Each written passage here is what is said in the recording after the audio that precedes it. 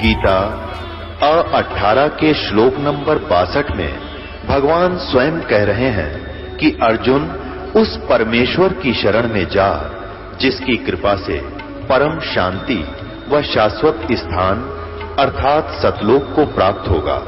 वो परमेश्वर कौन है, कहां है, कैसा है, जानने के लिए कृपया अवश्य सुनिए जगत गुरु तत्वदर्शी संत रामपाल जी महाराज के अमृत वचन। सतगुरुदेव की जय। सर्वसंगत से प्रार्थना है, सत्संग प्रारंभ हो रहा है। कृपया सत्संग स्थल पर शांतिपूर्वक विराजमान होकर के श्रद्धा से सत्संग सुने। परमेश्वर की प्यारी आत्माओं से पुनर्निवेदन है, सत्संग प्रारंभ हो रहा है। कृपया सत्संग स्थल पर शांतिपूर्वक विराजमान होकर के श्रद्धा से सत्संग सुने। सत साहिब बोलो सतगुरुदेव की जय। बंदी छोड़ कबीर परमेश्वर जी की जय। बंदी छोड़ गरीबदास जी महाराज जी की जय। स्वामी रामदेवानंद जी गुरु महाराज जी की जय हो।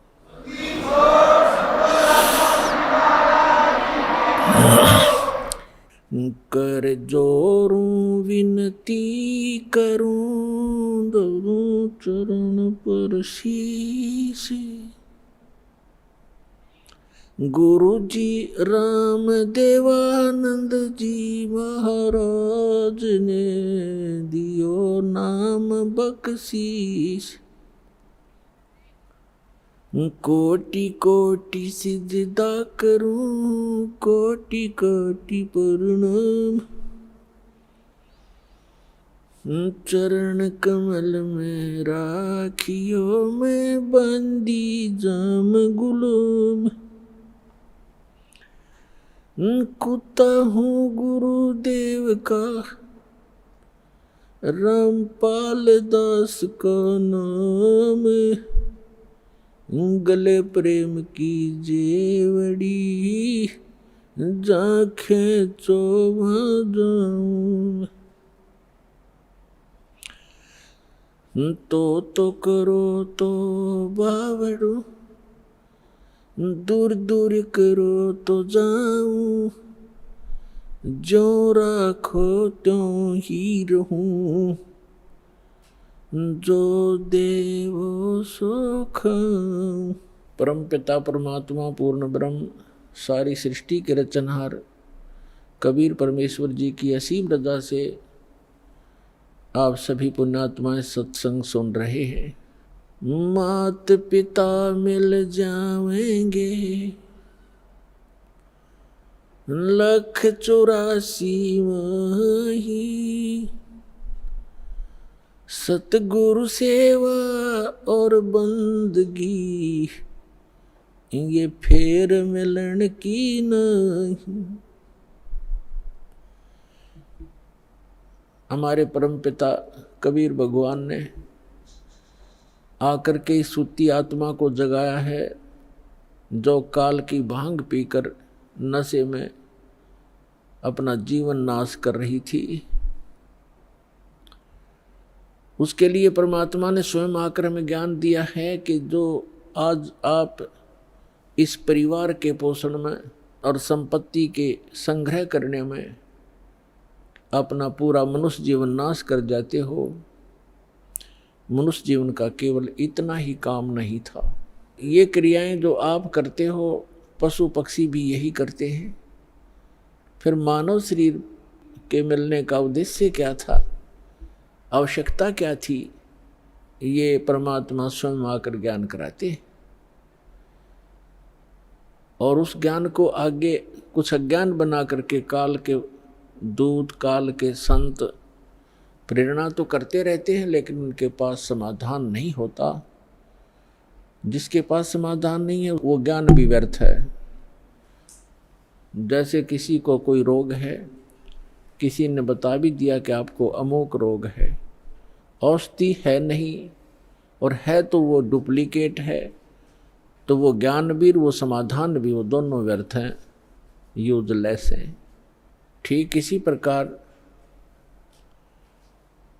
तत्व ज्ञान के अभाव से जो भक्ति भी करते थे, मनुष्य जीवन का उद्देश्य भी जो शब्द बता दिया करते थे कि इसका आत्म कल्याण ही मनुष्य जीवन का उद्देश्य है, लेकिन उनके पास समाधान नहीं था।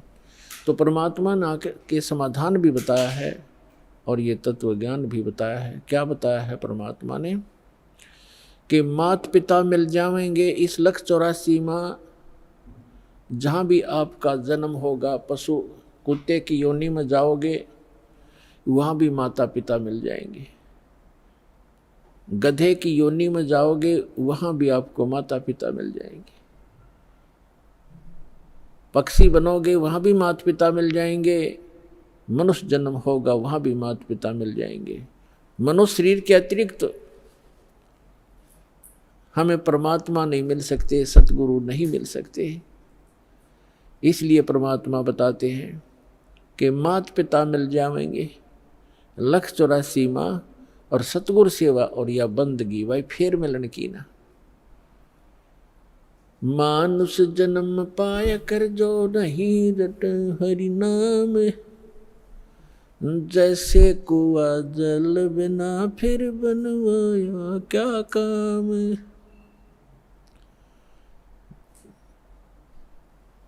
जिस कूप में, जिस कुएं के अंदर जल नहीं है, ऊपर से उसकी कितनी अच्छी चित्रकारी है और कितना चाहे पक्का स्ट्रक्चर है, यूजलेस है वो, उसका कोई लाभ नहीं, उसमें जल नहीं है। तो इसी प्रकार जो मनुष्य जीवन प्राप्त प्राणी कितना ही उच्च पोस्ट प्राप्त है, कितना ही उसका सुंदर शरीर है, यदि उसमें भक्ति नहीं, सत्य भक्ति नहीं है, तो ऐसा है जैसे जल रहित कूप होता है।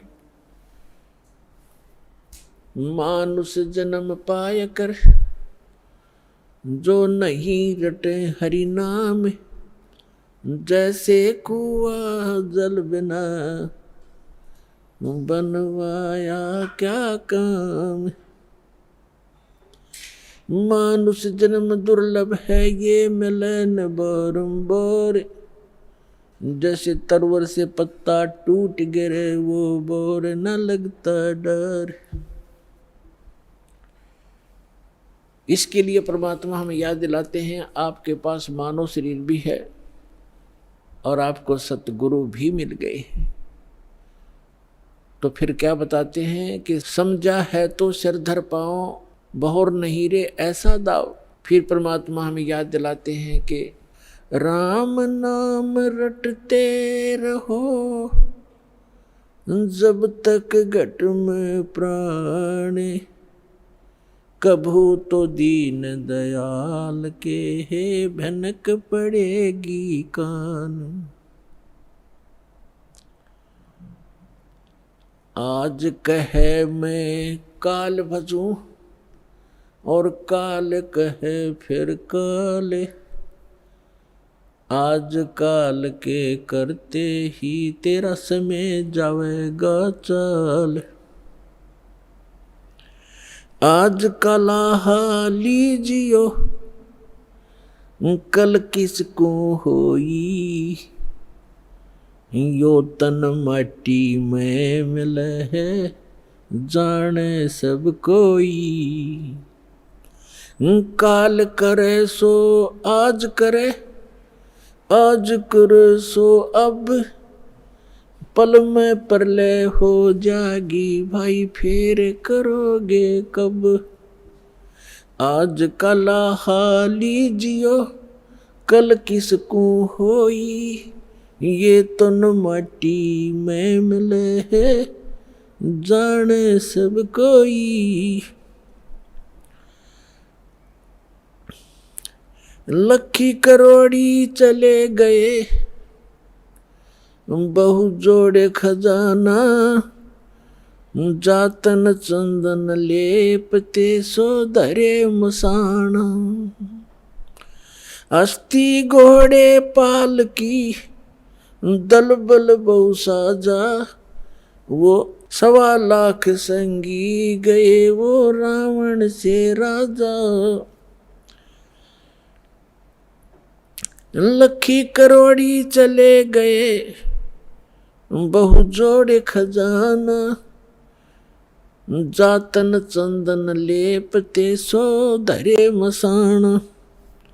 अस्थि घोड़े पालकी दुलबुल बहु साजा। 1.25 लाख संगी गए वो रावण से राजा।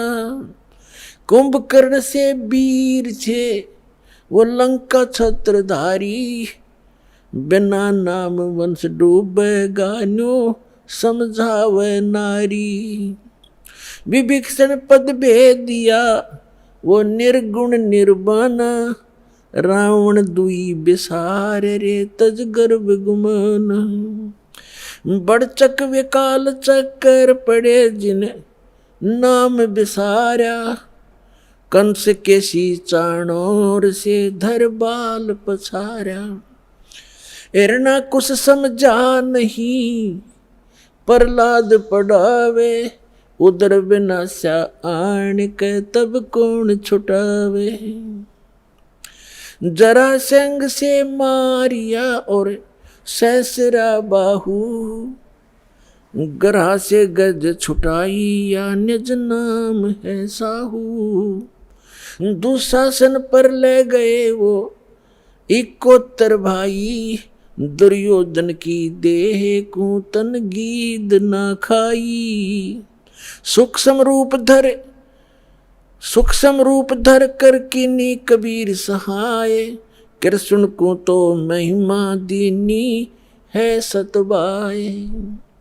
सूक्ष्म रूप धर कर किन्नी कबीर सहाय।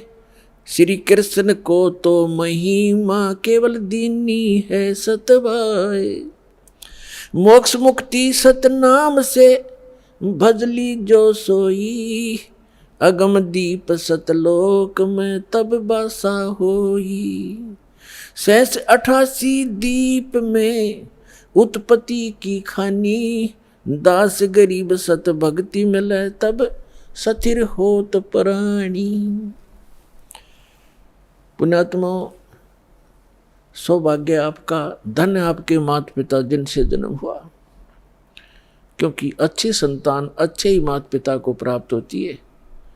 अच्छी संतान वही है जो भगवान से डरने वाले, परमात्मा की तरफ में भटकने वाले और बुराई से डरने वाले होते हैं, वही अच्छी संतान होती है। और वो अच्छे माता पिता से उनका जन्म हुआ करता है। तो ऐसे संस्कार आपको जो प्राप्त हैं, ये बहुत ही कम चांस है इस मानव जीवन में। आप बालक को आपको ज्ञान नहीं, ये दास इस मार्ग का मास्टर बना दिया कबीर भगवान ने। इस दास को मालूम है आपकी कितनी कीमत है, आप कितने पुण्यकर्मी प्राणी हैं, क्योंकि लाल को अपनी कीमत का स्वयं ज्ञान नहीं होता, जोर ही कीमत लगाता है। अब क्या बताते हैं परमात्मा कि आज का लाहा लीजियो कल किसको होई। और ये तन माटी में मिले जाने सब कोई, सबको मालूम है मरेंगे। पर एक सबसे बड़ी भूल हमारा ये लगी है कि अभी नहीं मरेंगे। कब मरेंगे? अप्रोक्सीमेट है, अप्रोक्सीमेशन है कि जैसे कोई 20-30 वर्ष का बच्चा है, बेटा है या बेटी है, वो तो स्वाभाविक ही निश्चिंत है कि अभी तो 100 वर्ष के आसपास मरते हैं। 80-70 वर्ष तो बहुत हो जाते हैं। और जो 50-40 के हो गए वो भी अभी सोच रहे हैं अभी नहीं मरेंगे क्योंकि उम्र बहुत है। और जो 70 और 80 के बीच में पहुंच गए वो भी अब ये सोच रहे हैं अभी नहीं मरेंगे। और जो 90 के आसपास हैं वो भी यही सोच कर जी रहे हैं अभी हो सकता है और 10-5 वर्ष और हों।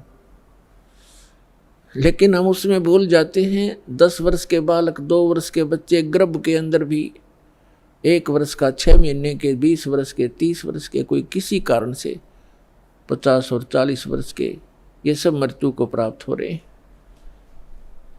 तो इसलिए परमात्मा याद दिलाते हैं कि आज का लाहा लीजियो कल किसको होई। जो अपना धन इकट्ठा कर लोगे, भक्ति कर लोगे, दान धर्म कर लोगे, वो आपका होगा। बाकी ये रेस्टोरेंट है, आपने सब कुछ बना बनू का यहीं छोड़ जाना, आप साथ नहीं ले जा सकते। तो क्या ले जाना है हमने? जैसे हम विदेश गए हैं, स्वदेश आना है, तो हम विदेश की करेंसी यहाँ ले भी आएंगे तो वो काम नहीं करेगी, उसको हमने चेंज कराना पड़ेगा। उस करेंसी को हमने अपने स्वदेश वाली करेंसी में चेंज कराना पड़ेगा, तब वो हमारा काम आओगी ना। तो कागज है, एक नए पैसे का भी नहीं है। इसलिए हम यहाँ विदेश में रह रहे हैं।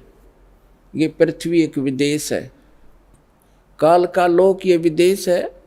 पृथ्वी उसका एक शहर समझो, 21 ब्रह्मांड है उसका पूरा राज्य साम्राज्य है। हम सतलोक से यहाँ आ गए हैं, वापस जाने की अब तैयारी कर रहे हैं, तो हम यहाँ की कोई वस्तु नहीं ले जा सकते। इसके लिए हमने करेंसी चेंज करानी पड़ेगी। वो करेंसी कैसे चेंज होएगी? जैसे आप दान करोगे, वो दान फिर पैसा जो है वो दान में बदल जाएगा, और दान से फिर धर्म बनेगा, और धर्म बनकर आपकी किस्मत में लिखा जाएगा। उतना ही अकाउंट आपको उस विदेश में, अपने स्वदेश में मिलेगा। ये आपकी करेंसी चेंज करानी है। तो इसको जितना आप करा पाओगे वो आपका, और जो करेंसी चेंज नहीं करा पाए वो इस काल की यहीं छोड़ के आनी पड़ेगी आपको। इसके लिए क्या बताते हैं?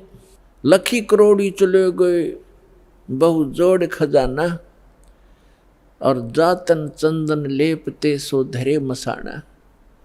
राजा लोग, सेठ लोग, साहूकार होते थे। जितना व्यक्ति धनी हो जाएगा उतना ही वो कृत घनी बन जाता है। ये माया का गुण है। राजा लोग क्या करते थे? सारे शरीर पर, जैसे आजकल तो एसी चल पड़े, कूलर कालर हो गए, राजा लोग क्या करते थे? चंदन को घिसवाते, नौकर चंदन घिसा करते थे, और गर्मियों के दिन में सारे शरीर पर चंदन लगा लिया करते थे, और शीतलता प्राप्त करते थे उससे।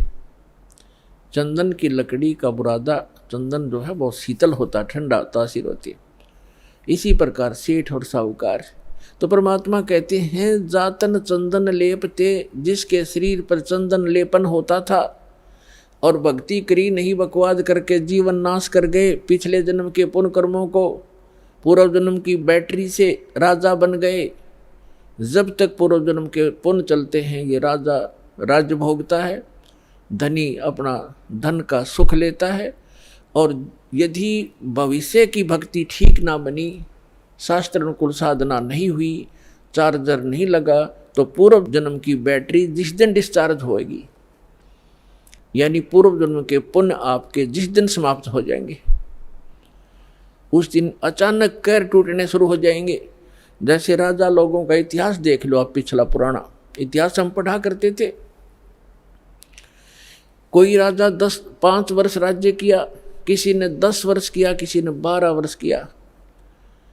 और जब कर्म बिगड़ते ही इंसान के, कोई ना कोई काल प्रेरणा से दूसरा राजा आके उस पर आक्रमण कर देता है, उसकी नींद हराम हो जाती है, मारा जाता है, लुट जाता है, बच जाता, जंगलों में धक्के खाता है, तो अब बैटरी उसकी समाप्त होगी, और मृत्यु के उपरांत राजा गधे की योनि में जाता है। तो यहाँ परमात्मा कहते हैं, अगम निगम को खोज ले, बुद्धि विवेक विचार, उदय अस्त का राज मिले, तो बिन नाम बेगार। कितना सटीक उदाहरण दिया है परमात्मा ने कि जरा सा बुद्धि से काम ले मानव, अगम निगम को खोज ले, अपने भविष्य को विचार कर, और बुद्धि विवेक विचार, उदय अस्त का राज मिले, तो वे नाम बेगार। यदि पृथ्वी पति बन जावे, उदय यानी जहाँ से सूर्य उदय होता है और अस्त होता है, अर्थात पूरी पृथ्वी पर जिसका शासन हो, उसको उदय अस्त का राजा कहते हैं। उदय अस्त का राज्य मिले, तो बिन नाम बेगार। अब बेगार तो अब शायद किसी बच्चों को ना याद हो, डिफाइन करना पड़ेगा उसको। पहले सन 60 के बाद 66-67 में 68 के अंदर हरियाणा में प्रांत अलग हो गया था, इसमें इतना विकास नहीं था, सड़कें बन गई। फिर ये 3 व्हीलर चला करते थे पेट्रोल के, ये बड़े बड़े जिनको 3 पहियों वाले 3 व्हीलर के बड़े वाले, और वो गांव से शहर में जाया करते थे। हमारे गांव से 2 3 व्हीलर चला करते थे। एक दिन नहीं आया तो दूसरे ने पूछा कि कल क्या बात होगी, कुशल तो है, आए नहीं। तो उसने कहा कि कल मैं बेगार में फंस गया था। बेगार क्या होती थी, पहले पुलिस वालों के पास ये अपने सरकारी व्हीकल नहीं होते थे, जीप वगैरह, ये ऐसे ही किसी की जीप पकड़ लेते, एक दिन किसी का 3 व्हीलर पकड़ लेते, कोई 4 व्हीलर ज़बरदस्ती ले लेते, और उसको सारा दिन अपना जो भी उनके काम होते 10-5 गांवों में, कितना रेड मारनी होती, कितना शराब पकड़नी होती, कोई चोर पकड़ना होता या क्रिमिनल आदमी पकड़ने होते, तो उनको ले जाते थे। वो पेट्रोल भी अपने पल्ले से डाला करता व्हीकल वाला, और सारा दिन उसका पहिया नहीं टेकने देते। आम व्यक्ति को तो ऐसे लगे जैसे बड़ी स्पीड से जा रहा है, कोई अच्छी कमाई कर रहा होगा वो 3 व्हीलर वाला, और वो फंस रहा था बेगार में। तो वो बता रहा था कि कल मैं 200 रुपये अपने घर से लगा कर आया हूँ, यानी उस समय के 200 रुपये आज के 20,000 भी मेरे ख्याल में कम होंगे। कह रहा था 200 रुपये का पेट्रोल अपने पल्ले से लगाया, सारे सुबह ले गए मुझे पकड़कर 6 बजे, रात के 11-12 बजे छोड़ा मुझे। 200 रुपये का तेल लग गया और पल्ले से रोटी खानी थी। तो कल मैं बेगार में फंस गया। अब क्या था कि सारा दिन वो चलता तो खूब दिखाई दिया, पहिया टेका नहीं, बहुत स्पीड, इधर चल उधर चल, और इनकम एक नए पैसे की नहीं थी, खर्चा सारा का सारा था। इसको कहते हैं बेगार। तो जो राजा लोग या सेठ या अन्य कोई भी व्यक्ति समझो, अब जब राजा को ही इसलिए लिया जाता है, बाकी अन्य नागरिक तो अपने आप अपने औकात से परिचित हो जाते हैं।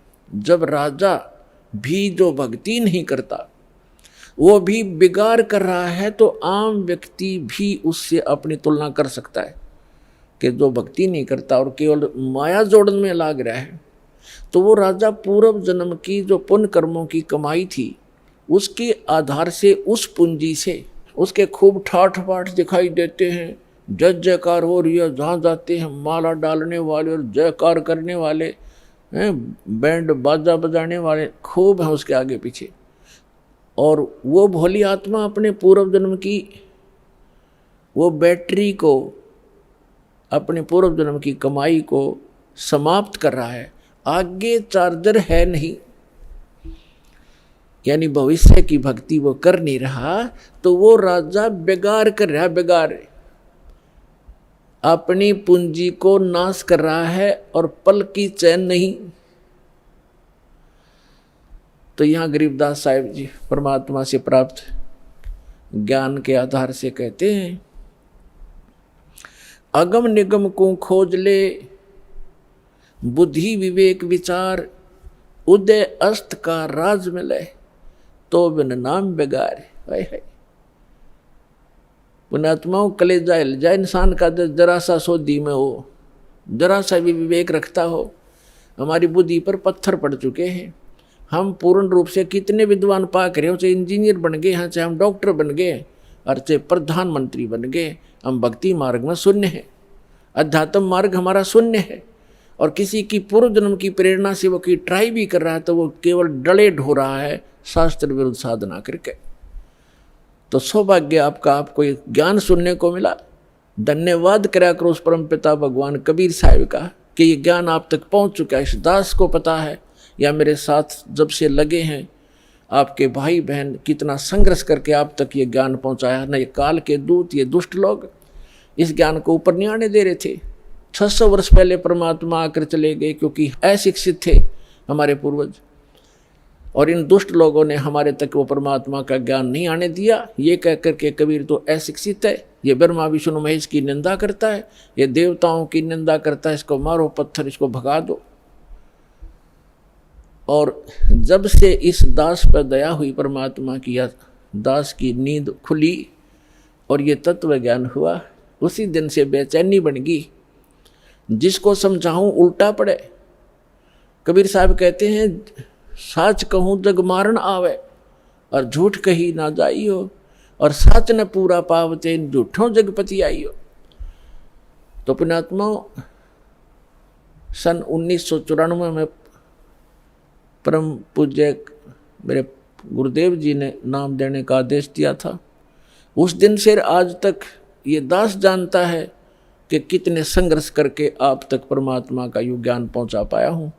इन दुष्ट लोगों ने इतने बाधाएं की, जेल तक भेज दिया, झूठे केस बनाकर, झूठी अफवाहें फैलाकर। रामपाल गुंडा है, भुंडा है, इन्होंने बताया 1 नंबर का आदमी है और सारे विश्व के कल्याण के लिए प्रयत्नशील है।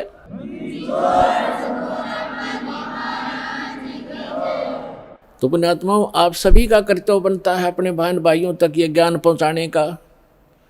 इस मार्ग के अंदर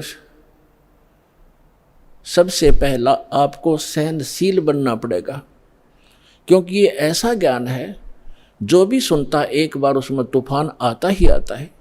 जैसे आप अपने छोटे भाई बहन को या बच्चे को कोई मेडिसिन खिलाते हो और उसकी जीभ पर रखते वो थूक भी देता है और रोता भी है, और अपने माता पिता के कपड़े भी पकड़ लेता है, मेरा मुंह खराब हो गया, कोई बात नहीं, प्यार से, वो अपना ही तो है, जो ऐसा कुछ कर रहा है विरोध, वो अपना ही था, उसी के प्रयत्न कर रहे हैं, उसी के लिए आप उनकी जीवन रक्षा के लिए।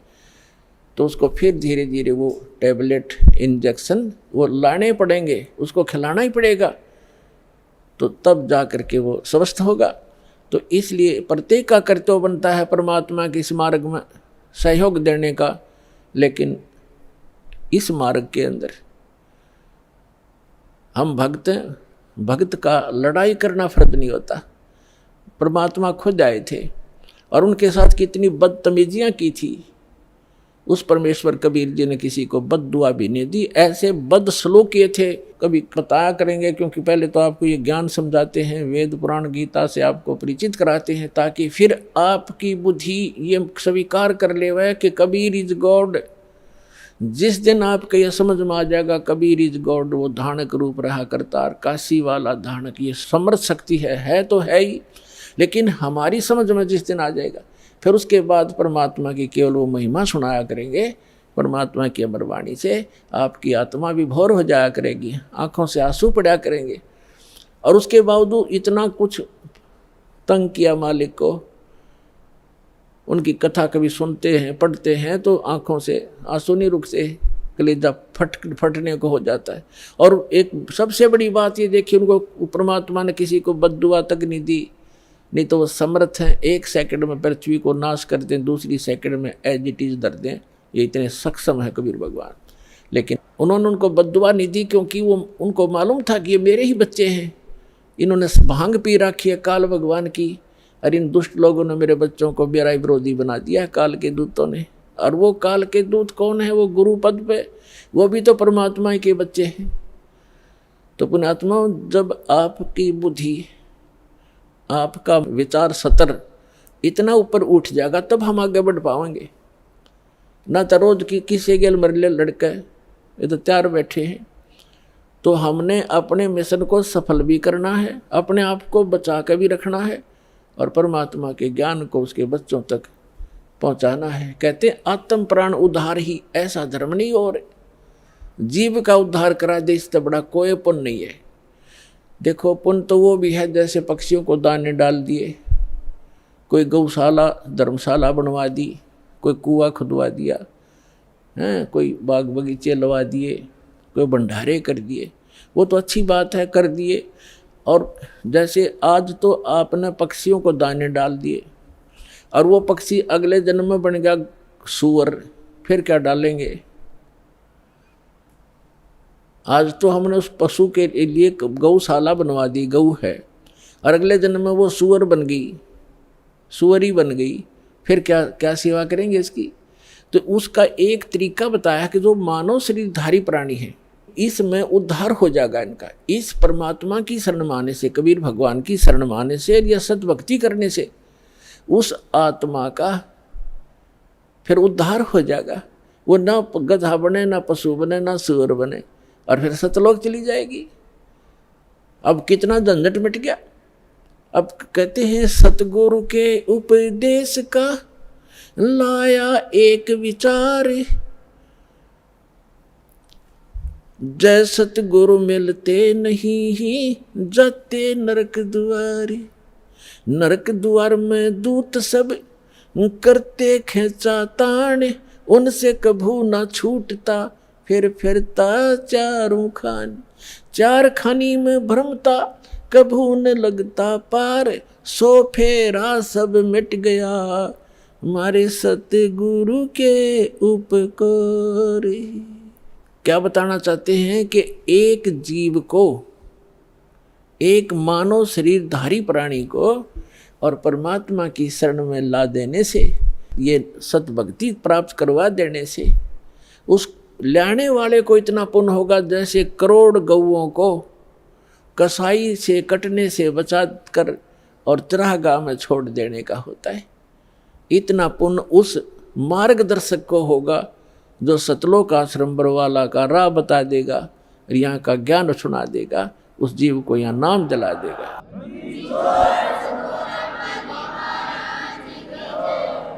तो फिर उसके बाद कहते हैं उस भक्त का सारा बाईपास निकल गया, सतगुरु मिल गए, सतगुरु की उपदेश का लाया एक विचार, और जय सतगुरु मिलते नहीं हम जाते नरक द्वार। नरक द्वार में दूत सब फिर करते खेचा ताण, उनसे कभू ना छूटता फिर फिरता चारों खान। चार खानी में भ्रमता और कभू न लगता पार, और सो फेरा सब मिट गया मेरे सतगुरु के उपकार। ओए अब ना वो पशु बने, ना पक्षी बने, और ना कोई और नरक में जावे। तो कितना बाईपास निकाल दिया परमात्मा की कृपा से, उस सच्चे नाम से वो कितना बाईपास निकल गया। तो इस प्रकार कहते हैं आत्म प्राण उद्धार ही, ऐसा धर्म नहीं और इससे बड़ा कोई पुण्य नहीं प्राणी को। पुण्य तो और भी है, लेकिन अगर आप परोपकार करना चाहते हैं, आपके दिल में दया है प्राणियों के प्रति, तो मानव शरीरधारी प्राणी को मनुष्य जीवन प्राप्त करवा दे। बुरा वो भी नहीं है जैसे एक पक्षी है, अपने घर पर दाने डाल दो, कुत्ता आता है रोटी डाल दो, अपने ही घर पर डालो, कहीं विशेष स्थानों पर मत भटको, ये व्यर्थ है। और अतिथि आता उसको भोजन करवा दो, कोई भी मांगने वाला आता उसको पैसा मत दो। कई भक्त कहते हैं ये तो फिर हमारे दिल में दया खत्म हो जाएगी यदि हम भिखारी को पैसा नहीं देंगे। परमात्मा कहते हैं दया का प्रयोग भी विधिवत करने से ही लाभ होगा, अन्यथा वो आपका भी भक्ति नाशक और दूसरे का भी हानिकारक, दूसरे को भी हानि कर देगा। जैसे एक धनी व्यक्ति ने दया भाव से एक भिखारी को 100 रुपये दे दिए। अब वो भिखारी पहले प्रतिदिन एक पौवा पिया करता और घर में पी कर शराब तो झगड़ा ही करवाती है और कौन सा रामायण बाँचेगा वो। तो उस दिन उसने आधा पिया, आधा बोतल शराब पी गया, घर जाकर लड़ाई कर दी, घरवाली और बच्चे खूब पीट दिए। वह उसकी पत्नी लेकर बच्चों को कुएं में गिर गई, सारे मर गए। अब उसके दान करने वाले दयालु ने उस भिखारी का कुणबा गानी करवा दी। तो ये दया भी खराब है, ऐसी दया नहीं करनी चाहिए। भिखारी को रोटी खिला दे, अगर भिखारी रोटी खा ले भाई, कपड़ा नहीं है तो कपड़ा सिलवा दे उसको, बिना सिलाया नहीं दो जाते बेचेगा और गुटी लाओगा। एक भगत कह रहा था कि एक दिन मैं पार्क में घूमने चला गया और वहाँ 2 बाबा जी बैठे, नकली 2 या 3 जैसे थे वह। तो वो मांग मूंग के लाए, इकट्ठे पैसे कराया करते शाम ने। उस दिन उनके पास सारा कुल मिलाकर 20 से 25 रुपये बने। तो वो कहने लगे भाई इसमें तो कुछ भी ना आवे, एक का भी काम ना चले शराब पीने का। तो इन्होंने बोला भाई ठीक है तुम टाल कर दो, मैं अकेला पी लूँगा। वो ले के एक बाज गया 25 रुपया ने। उसने अकेले ने काम चलाया उस दिन, कहा तुम्हारे लिए कल दे दूंगा फिर मैं इकट्ठे करके। तो बता, इन इसे दूसरों को दान करके तुम अपना पुण्य चाहते हो, अपना कल्याण चाहते हो? तो दान भी कहते हैं गुरु बिन माला फेरते, गुरु बिन देते दान, गुरु बिन दोनों निष्फल हैं, चाहे पूछो वेद पुराण। तो गुरु के अतिरिक्त दिया हुआ आपका दान भी व्यर्थ ही रहेगा। अगम निगम को खोज ले, बुद्धि विवेक विचार, उदय अस्त का राज मिले तो वे नाम बेगार। परमात्मा ने आपके ऊपर मेहर की है पुण्यात्माओं। मनुष्य शरीर ऐसे समय में अब परमात्मा ने बैन उठा रखा है कि जो भी सतनाम को और इस हारनाम को प्राप्त कर लेगा, आजीवन मर्यादा में रहेगा, गुरु वचन पर चलेगा, वो सभी सतलोक चले जाएंगे, जहाँ जाने के बाद साधक फिर लौटकर कभी संसार में नहीं आते। तो उसके लिए बताया है कि सतगुरु मिलना चाहिए, पूरा संत हो, सत भक्ति शास्त्र अनुकूल हो, और भक्त भी कति डट के भक्ति करे, बुराई छोड़ दे। बीड़ी शराब मांस तमाकू आन उपासना रिश्वतखोरी चोरी जारी, ये सब बुराई है, इस भक्ति मार्ग में बाधक है। इनको त्याग कर ही हम परमात्मा प्राप्ति कर सकते हैं, मनुष्य जीवन को सफल कर सकते हैं। अब प्रसंग चल रहा है कि कल करे सो आज करो, आज करे सो अब, और पल में प्रलय हो जाएगी, भाई फिर करोगे कब। समझा है तो सिर दर पाओ, बहुर नहीं रे ऐसा दाव, आगे गए न बावड़े, रहते भी सब जा, और बिन साहिब की बंदगी कहीं ठोर ठिकाना ना। जो पहले चले गए, मृत्यु होगी, उन्होंने तो आके बताया नहीं हमारे साथ क्या बना, और शेष भी सब चले जाएंगे, ऐसे ही मृत्यु को प्राप्त हो जाएंगे। और परमात्मा ने आके बताया है कि वो जो भक्ति नहीं करते वो नरक में जाते हैं। सतगुरु नहीं मिलते, सच्चा संत नहीं मिलते, सतगुरु नहीं मिलते तो जाते नरक द्वार। जय सतगुरु मिलते नहीं, जाते नरक द्वार। है सतगुरु के उपदेश का लाया एक विचार, और जय सतगुरु मिलते नहीं, जाते नरक द्वार। नरक द्वार में दूत सब करते खेचा ताण, उनसे कभू ना छूटता फिर फिरता चारों खान। चार खानी माने ये अंडरज जेरज उद्बुद, ये 4 प्रकार से जो उत्पत्ति प्राणियों की होती है, ये 84 लाख प्रकार के प्राणियों का जो जीवन होते हैं, इनको 4 खानी 4 विभागों में बांटा है, 4 डिवीजन बनाई है इनकी। और 4 खानी में भ्रमता कबू ना लगता पार, सो फेरा सब मिट गया मेरे सतगुरु के उपकार। अब फिर कहते हैं ऐसे सतगुरु की क्या महिमा करूं, 7 समुद्र की मसी करूं, लेखनी करूं बन राय, धरती का कागज करूं, गुरु गुण लिखो न जाए।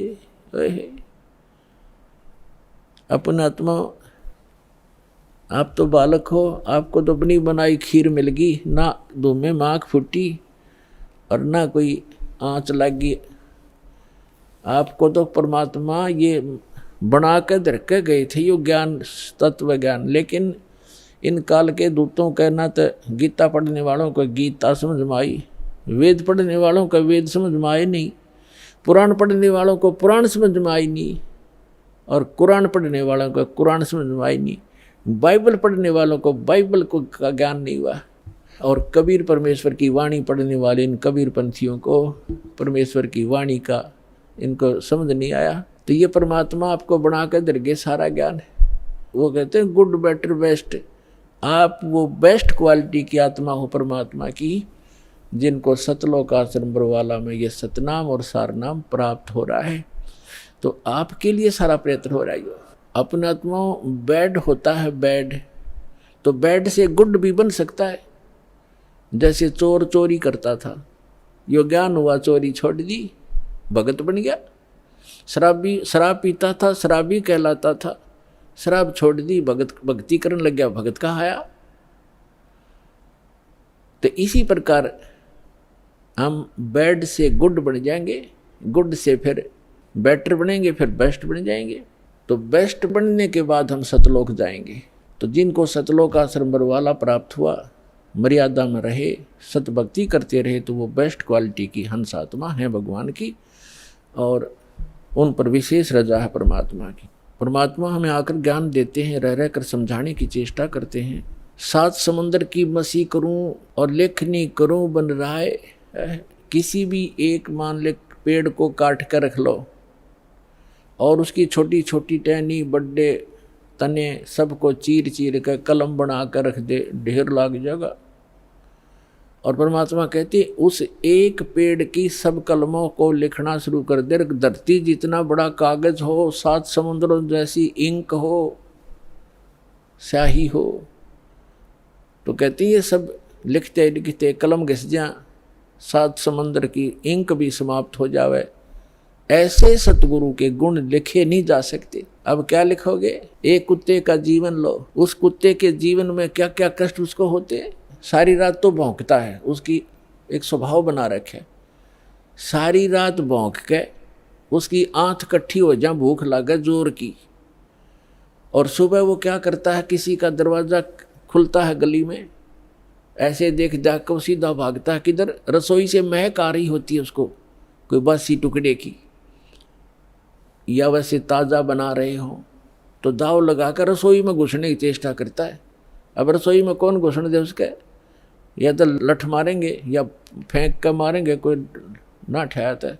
एक घर में गया, उसका लठ लग गया, फिर ट्या ट्या करता हुआ दूसरे में गया, दूसरे में गया, दूसरे में उसका भाग, उसने कोई टूक मिला, फिर जूत मिला, और उसमें भी लठ लग गया, तो फिर भूख तो उसको लगी है, तो फिर कहाँ जाता है, बाहर खेतों जंगल में जहाँ लोग फ्रेश होकर आते हैं, वहाँ जा करके फिर वो गोबर खाता है। और पहले वो मनुष्य जीवन में अफलातून बना फिरा था, कहे से भी ना समझ में आवा कि ये दुख हो जाएगा आपके जीवन को। तो पुण्यात्मा सौभाग्य आपका, आपका बात समझ में आ गई कि जो संतों ने वचन बोले वो सारे साचे हैं और आपका कल्याण हो गया। तो इस प्रकार उन दुखों को याद करके और लिखा जाए, तब कहते हैं परमात्मा, सतगुरु के सजदा करूं ये कर्म छुटाए कोट, और जो ऐसे सतगुरु की निंदा करे फिर जम तोड़ेंगे ओठ। परमात्मा अपनी महिमा बताते हैं और अपने दास को जो भेजते हैं उसके बारे में बताना चाहते हैं कि सतगुरु के सजदा करूं, कुर्बान हो जाऊं उस संत के ऊपर जिसने कर्म छुटाए कोट। बीड़ी, शराब, मांस, तमाकू, भुक्की, सुल्फाब, गांजा, भांग और ये चोरी, जारी, बुराई, बकवास छुटवा दी, जो हम सने पड़े थे गंदों में, निर्मल किया और फिर सतनाम दिया। कहते हैं सतगुरु के सजदा करो ये कर्म छुटाए कोट। और ऐसे संत की जो निंदा करे, कहते फिर जम तोड़ेंगे होठ। यम के दूत ऐसे मारेंगे लठ, होठों पर लगे चाहे सिर में लगे, वह आगा पीछा नहीं देखेंगे ऐसे व्यक्तियों के। तो यहाँ परमात्मा कहते हैं गुरु मानुष कर जानते, ऐसे संत को कहते हैं मानुष मत गिनना। वैसे तो पुण्यात्माओं भगवान तो भगवान ही होता है, और वो भगवान, वो परमात्मा स्वयं भी आते हैं एज ए गुरु एक लीला करने के लिए। और जब वो स्वयं आए थे उसमें हम यही मार खा गए थे ना। 64 लाख से सोना एक गरीब आदमी का, एक झोपड़ी में बैठ कर कपड़ा बुनने वाले व्यक्ति के 64 लाख सेस हो जाना, ये एक अजूबा है जैसे हमारी बुद्धि काम करती होता है। लेकिन उस समय परमात्मा जिसको भी नाम देते थे, आशीर्वाद देते थे, उनके दुख दूर हो जाते थे, भूत भाग जाते थे। कहते हैं सतगुरु दो चाव ऐसो कर ही, 14 कोट दूत जम डर ही, ऊत भूत जम त्रास निवारे और चित्रगुप्त के कागज पाड़े। ये समर्थ कबीर भगवान है। ये आपके ऊत भूत किसी प्रकार का भी आपके ऊपर 3 ताप का दुख हो, प्रेत बाधा हो, पितृ बाधा है या कोई जिंद बाधा है, अब प्रधानमंत्री के सामने फिर चोर कैसे रुकेंगे? उसके साथ तो बहुत घने बॉडीगार्ड होते हैं। तो जो भक्ति ना करके शरीर छोड़ के वो भगवान के चोर हैं। जिन हर की चोरी करी और गए राम गुण भूल, ते बिदना बागुल किए रहे उर्द मुख चूर। तो ये परमात्मा ऊत भूत जमत्रास निवार है। यम के दूत भी निकट नहीं आ सकते। कहते सतगुर सरना आए के। और धर्मराज डर कैसा? धर्मराज कहते ये नौकर हैं यम के दूत जो आकर सताते हैं। चाहे प्रधानमंत्री हो, मृत्यु के बाद बक्कल तार देंगे, पकड़ के ले जाएंगे, टीटवी गले से पकड़ लेते हैं, बाजू पकड़ लेते हैं, घसीट कर ले जाते हैं। जिसके पास भक्ति धन नहीं उससे यम के दूत नहीं डरते। और समर्थ साथ नहीं है तो कबीर परमात्मा ये समर्थ भगवान है, अनंत कोट ब्रह्मांड के स्वामी हैं। तो यह बताते हैं सतगुरु की शरण में आकर फिर धर्मराज का भी डर नहीं, यम के दूत की तो बातें छोड़ो तुम। तो पुण्यात्मा उस झोपड़ी में बैठे व्यक्ति का और कपड़ा बुनने वाला और उसके 64 लाख से सो जाना और हमारी समझ में नहीं आए कि ये भगवान है। गले नहीं उतरी कि यूँ भगवान हो सकता है। और भगवान सींगा वाला होया करे, जिसका सींग शांग लग रहे हों या बंदूक बंदाख ले रखी हो।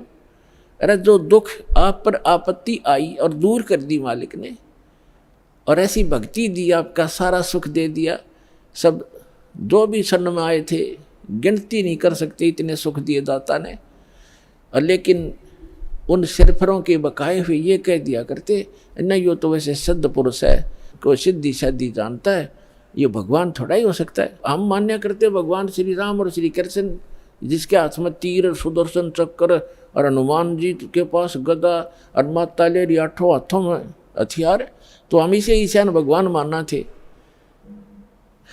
यह बुद्धि पर पत्थर पड़ रहे थे, इसी कारण से हम फेल रहे। तो हम उसी समय इसलिए मार खा गए कि हमने भगवान को भगवान नहीं माना। तो परमात्मा एक वाणी लिख कर गए हैं कि गुरु गोविंद कर जानियो, रहियो शब्द समाए, मिले जब दंडवत बंदगी, नहीं पल पल ध्यान लगावे। गुरु जी को गोविंद कर मानना, भगवान मानकर उसके साथ व्यवहार करना, ट्रीट करना। गुरु गोविंद कर जानियो और चलियो आज्ञा माँ, मिले तो दंडवत बंदगी, नहीं तो पल पल ध्यान लगा।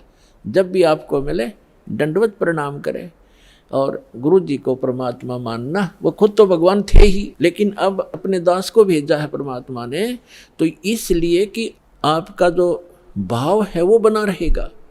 जैसे गणित के अंदर एक प्रश्न आता था ब्याज का, ऋण का, तो उसमें मूलधन ज्ञात करना होता था।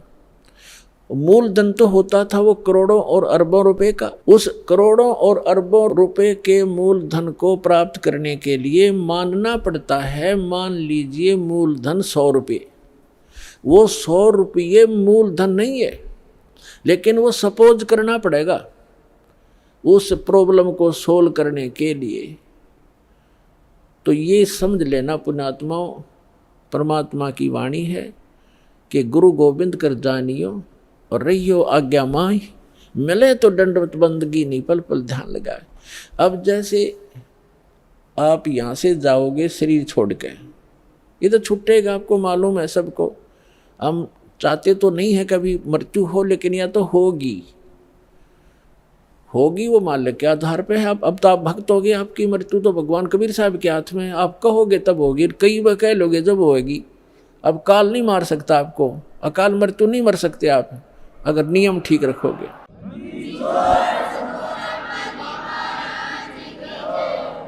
तो ये तो हमने यहाँ से जाना पड़ेगा।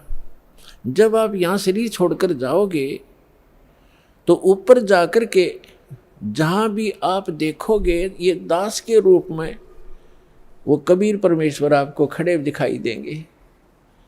और जो काल के दूत यहाँ संत आए हैं उनका रूप होगा, लेकिन काल उनके संत के रूप में खड़े दिखेंगे। तो वहाँ जिस गुरु की वो शरण में है तो वहाँ जाकर अपने गुरु जी के पास ही जाते हैं। वो तो सीधे के अपने वो खड़े गुरु जी, तो अब उसके शेष सारे उस गुरु के पास, उसके शेष उस दूसरे गुरु के पास।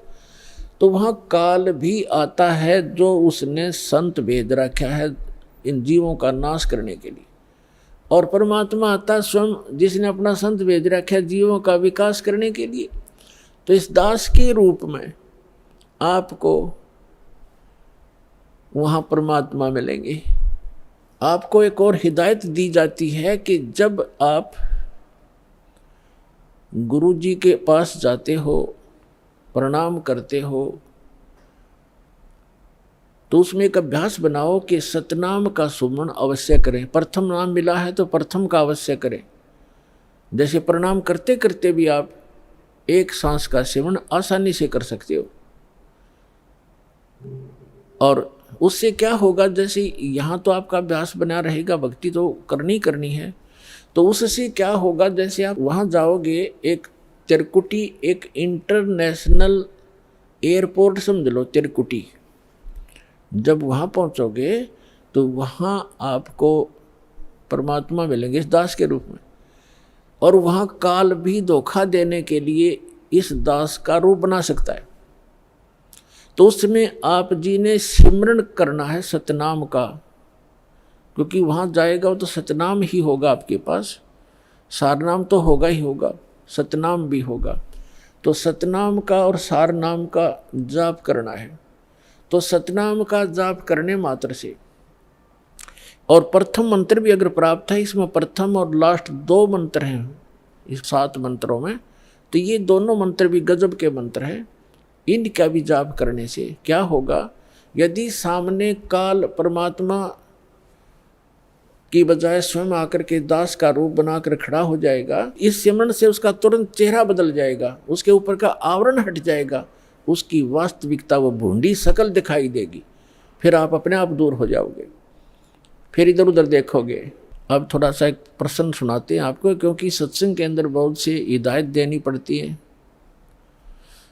तो ये सुमन करने से भी अगर शकल नहीं बदलती है तो आपके ओरिजिनल गुरुजी और ओरिजिनल गॉड है।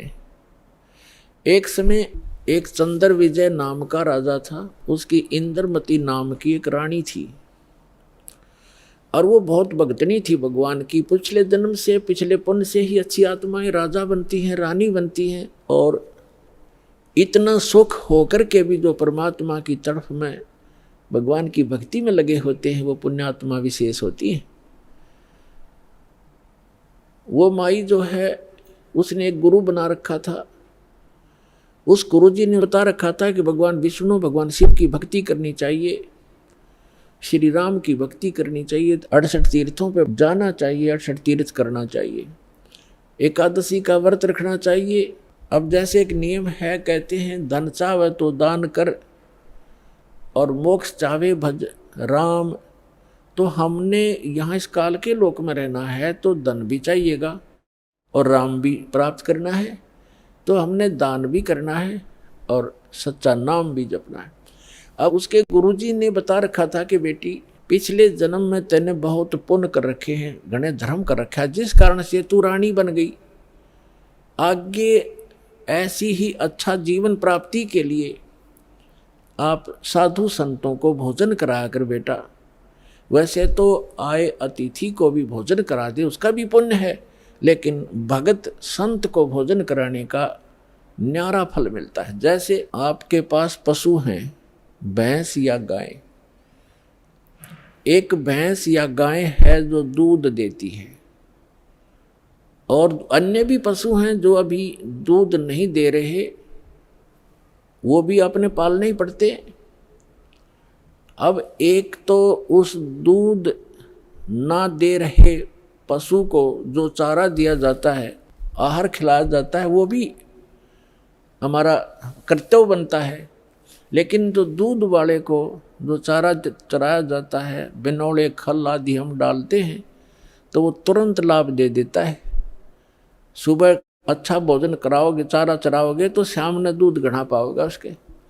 तो इस प्रकार संत और भक्त होते हैं दूध वाले, और अन्य जो अतिथि आते हैं जो भक्त नहीं, भक्त है तो अच्छी बात है ना, तो वो भी एक कर्तव्य जानकर हमने उनको भी अवश्य भोजन कराना चाहिए।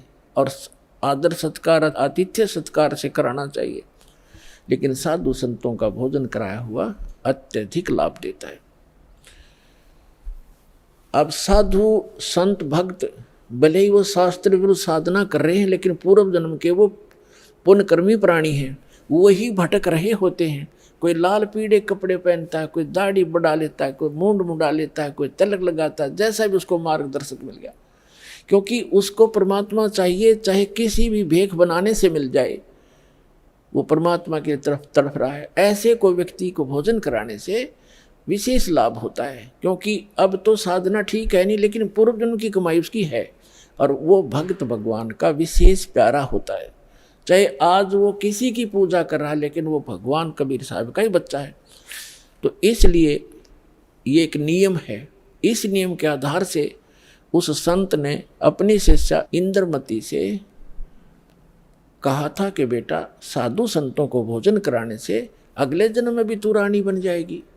अब इनको ज्ञान इतना ही था कि रानी बन जा, रानी कितनी बार बनेगी, फिर गद्दी भी तो बनेगी वो एक दिन। वो समस्या इनका समझ में नहीं आ रही थी, अकिया भी पड़े गले में। ठीक है, जितना उनको ज्ञान था उस रानी को ज्ञान उसने दे रखा था। अब वो अपने गुरु जी के बताए मार्ग पर कति दृढ़ थी। अब क्योंकि वो ऐसी पुण्यात्माएं कबीर साहब के बच्चे हैं, परमात्मा कहते हैं दो जन मेरी शरण है, ताका हूँ मैं दास और गेल गेल लाग गया फिरूं, साथ साथ फिरता रहता हूँ जब तक धरती आकाश। आपको बहुत बार बताया, क्योंकि ये दातंग मार्ग है पुण्यात्माओं। आपने केवल कथाएं सुनी हैं, ये राम कृष्ण की, सुदामा और कृष्ण की, बेलनी और राम की, राम रावण की लड़ाई, महाभारत का युद्ध, ये भी एक इतिहास है, लेकिन ये अध्यात्म मार्ग नहीं था। अब ये है संपूर्ण अध्यात्म मार्ग ज्ञान, इसको बहुत प्रकार से समझाना पड़ता है। अब रानी ने जो भी गुरुजी ने बताया था उस पर दृढ़ होगी, और उसने ये सोचा कि भी साधु संतों को भोजन कराना अनिवार्य है। उसने एक अपना नियम बना लिया कि मुझे भूल ना पड़े, मैं प्रतिदिन संतों को, जितने भी आसपास संत हैं, 2, 4, 10, कम से कम एक को तो भोजन करा कर ही मैं प्रतिदिन आहार किया करूंगी। तो उसने अपने नौकरों से बोल दिया कि आसपास जो भी जंगल में कोई साधु संत हो, उनको प्रार्थना करके आओ कि डेली यहाँ भोजन करके जाएं, और जो यहाँ नहीं आ सकते उनको वहाँ पहुँचा कर आओ। अपने हाथों रोटी बनाती रानी होकर, चाहे 10 संत आते, चाहे 5 आते, चाहे 20 आते। तो ये सिलसिला शुरू था। एक बार क्या हुआ कि कुंभ के मेले का कोई ऐसा संस्कार हो गया। कुंभ के मेले पर हरिद्वार में चले गए सभी साधु संत पर भी लेने के लिए, और पैदल आना जाना होता था, तो 10-15 दिन का प्रोग्राम उनका बनता ही बनता था। कोई भी संत उस क्षेत्र में रहा नहीं। अब रानी को पता चला कि साधु आए नहीं, पता करके आओ। पता करके आए, साधु नहीं थे, कोई है नहीं, सब चले गए, सबकी झोपड़ी खाली पड़ी है। पता चला कि वो तो तीर्थ भ्रमण पर चले गए। तो रानी ने प्रण कर रखा था, प्रतिज्ञा कर रखी थी कि जब तक खाना खिला लूंगी संत को, मैं आहार नहीं करूंगी। 1 दिन बीत गया, 2 दिन बीत गया, रानी थी भूखी गड़ी, रही नहीं थी। 3रे दिन तो वह कति आंखें बंद करने लगी, अब मरूंगी। उसके पति ने भी समझाई, तो क्यों अपना जीवन नाश करे, खा ले 2 रोटी। वो साधु आओ फिर जमा दिए कि बिजली गिर गई, पर ने बोली नहीं, मर जाएंगी पर मैं भोजन नहीं खाऊं। अब उस पर दुख देखा नहीं जाता, उस परम पिता पे। द्वापर के अंदर परमात्मा करुणा में नाम से आए हुए थे, यही कबीर भगवान, वो समर्थ परमात्मा, अमर पुरुष। चारों युग में आते हैं परमात्मा। कहते हैं सतयुग में सत सुकृत कह टेरा, त्रेता नाम मुनिंद्र मेरा, द्वापर में करुणा में कहाया, और कलियुग नाम कबीर धराया। चारों युग में आया हूँ मैं, परमात्मा कहा करते। तो द्वापर में वो करुणा में नाम से आए हुए थे।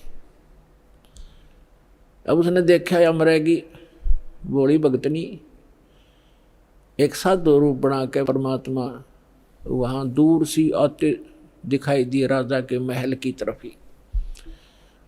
रानी ने कहा अपनी नौकरानी से कि बांदी है दासी, यदि तू अपनी रानी का जीवन चाहती है तो देख ले कोई साधु संत तुझे दिखाई दे जा, नहीं तो आज शाम तक तेरी रानी प्राण छोड़ देगी। अब वो दासी दुखी होकर के ऊपर चढ़ गई महल की अटारी पर, और वो कहाँ देखा बेचारी, उसने क्या देखा कि सामने एक संत रूप में सफ़ेद कपड़े, दाढ़ी बड़ी हुई, सिर पे छोटे छोटे बाल हैं, आ रहा है एक सिंपल सा साधु, गले में माला टांग रखी। दाता ने थोड़ा ईसा दिखाया कि जनो महात्मा सा भी जच्चा है ना, तो हम महात्मा उनको मानते हैं जिनकी दाढ़ी बढ़ रही हो, लंबे लंबे बाल हों, तिलकला रखा हो, 5-4 माला डाल रखी हो, बिंदी बंदी टिक्की ला रखी हो। तो परमात्मा ने इसीलिए वो थोड़ा सा वेशभूषा सी बना रखी थी। वो नौकरानी स्पीड तक नीचे आई और रानी से कहा कि एक महात्मा सा नजर आवा है, कपड़े तो लाल हैं नहीं पर सकल साधु जैसी लगती है, कहो तो लाऊं बुला के, अकेला बहन ले आ जैसा भी हो। अब वो नीचे गए, इतने परमात्मा भी महल के निकट से आ गए। नौकरानी ने प्रणाम किया और कहा महाराज आपको हमारी रानी याद कर रही है। परमात्मा ने पूछा आप कौन हो, कि मैं नौकरानी हूँ। तो परमात्मा ने कहा बेटा रानी को यदि गरज है संत की तो यहीं आजा गली में, हम किसी के घर नहीं जाया करते, और हम घर जाओ और उसका पति कह दे तू आया किस लिए यहाँ, उसने गरज है तो यहाँ आ जाएगी।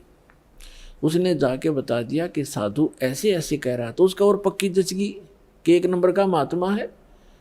नहीं तो नो कोई कह देगा अपना रानी बुलावा, ये तो नो बाछड़ू की तरह भाग्य आकर बच्चे की तरह, पैसे के लालच में अच्छा हलवा मिल जाएगा, और वो उड़े डिट गए। अगर रानी को गरज है तो यहाँ आ जाएगी बेबे। रानी ने कहा मेरा पकड़ हाथ मुझे सहारा दे, नौकरानी ले चल मुझे ऐसे महापुरुष के दर्शन करा दे, मर जाऊंगी तो भी अच्छा ऐसे संत के दर्शन करके। ऐसा दर्द आदमी आज पहली बार सुन रहा हूँ, तो रानी को ये कहने वाला कि यहाँ आ जाएगी जब गरज पड़े तो, क्योंकि पिछले संस्कार से ऐसे भाव उत्पन्न हुआ करते साधु भक्तों में। तो रानी ने जाकर देखा वो मालिक का चेहरा, विश्व में सबसे न्यारे सुंदर थे कबीर भगवान, जितनी बार भी आए हैं वो, और चरणों में मत्था टेका और कहा महाराज आप भोजन कीजिए, आहार कीजिए। परमात्मा बोले चल बेटा आहार कर लेते हैं। बैठ के जाकर एक आसन लगा दिया। रानी ने दुखी सुखी होकर नौकरानी के सहयोग से स्वयं भोजन बनाया और कहा महाराज जी भोजन पाओ। तो परमात्मा ने कहा बेटा आप इतना कोई रोग है आपको क्या, इतनी अक्सीन कैसे होगी। तो उसने सारी कहानी बताई कि मैं प्रतिदिन एक साधु को भोजन करा के भोजन करती थी, संत रहे नहीं क्योंकि वो कुंभ के मेले में स्नान के लिए चले गए। आज 3रा दिन आ गया महाराज जी, आप ना आते ताज में मर जाती। जब भोजन बना के परमात्मा के पास रखा तो कहा परमात्मा ने कि बेटी मेरा शरीर भोजन करने का नहीं है, मैं तो खाऊं या ना खाऊं मैं सदा एक रस रहता हूं। तो रानी बोली जी ठीक है, भोजन नहीं खाओगे तो मैं भी नहीं खाऊंगी, मरना मंजूर है मुझे, मरना ही मुझे उचित है, मैं अपना जो है ना प्रतिज्ञा नहीं भंग कर सकती। तो परमात्मा ने कहा कि ला बेटा, कहते समर्थ इसी को कहते हैं जो चाहे सो कर दे। मालिक ने भोजन करा, फिर उससे पूछा बेटा ये जो आपको ये हठ किसने बताया। रानी ने कहा कि मैंने अब गुरुजी बना रखे हैं, हमारे गुरु बहुत अच्छे हैं। परमात्मा ने पूछा क्या साधना करते हो, कि श्री विष्णु जी की, श्री शंकर भगवान की, शेरा वाली माता की, जो भी वो करती थी, एकादशी का व्रत करती हूँ, तीर्थों पर भी जाती हूँ, ऐसे करती हूँ। फिर परमात्मा ने अपना ज्ञान समझाना शुरू किया, लेकिन वो रानी जो थी वो ज़्यादा भावुक होते हैं श्रद्धालु। जैसे ये दास प्रारंभ में इन अन्य पंथों वालों को कहा करता था, जो भी आ जाता था संपर्क में सत्संग सुनने, कि भाई आपका नाम गलत, आपका गुरु पूरा नहीं है, आपकी साधना गलत है। ये राधा स्वामी, धन धन सतगुरु, जय गुरुदेव वाले और ये तो सारे निरंकारी वाले ये आते थे जो सुनकर सत्संग है, जब ये दास उनको यह सच्चाई बताता तो बेदक जाते, उठ कर चले जाते कि ना आप तो निंदा करते हो, किसी संत की निंदा नहीं करनी चाहिए, पाप लगता है। अरे भले आदमियों, निंदा क्या की मैंने? तेरे गुरु को चोर बताया ना, डाकू ठग बताया नहीं, उसके ज्ञान की त्रुटि बताई है, ज्ञान में कमी है आपके गुरु जी में। संत तो अच्छे ही होते लेकिन ना समझ में आई। ये श्रद्धालु होते हैं कि ना गुरु जी के बारे में कुछ नहीं सुन सकता। और अब आन लग रहे रोते हुए लुट पिट के, रोआ बरीत रहे, नाश हो गया, 30 साल हो गए राधा स्वामी में जीवन खो दिया, सब कुछ लुट पिट गया, इकलौता पुत्र था वो भी मर गया। बता, अब टिंडे ले लो राधा स्वामी में, धन धन सतगुरु में। अब साची के 6 माह में गुस्सा होते थे। और यहाँ का इतिहास देख लो, सन 1994 से जो जुड़े हैं, उनके ठाठ देख लो, और उनके घर में कोई दुर्घटना हुई तो आप पूछ कर देख लो, लाखों की संख्या में भक्त हैं। तो भगवान की शरण न्यारी होती है।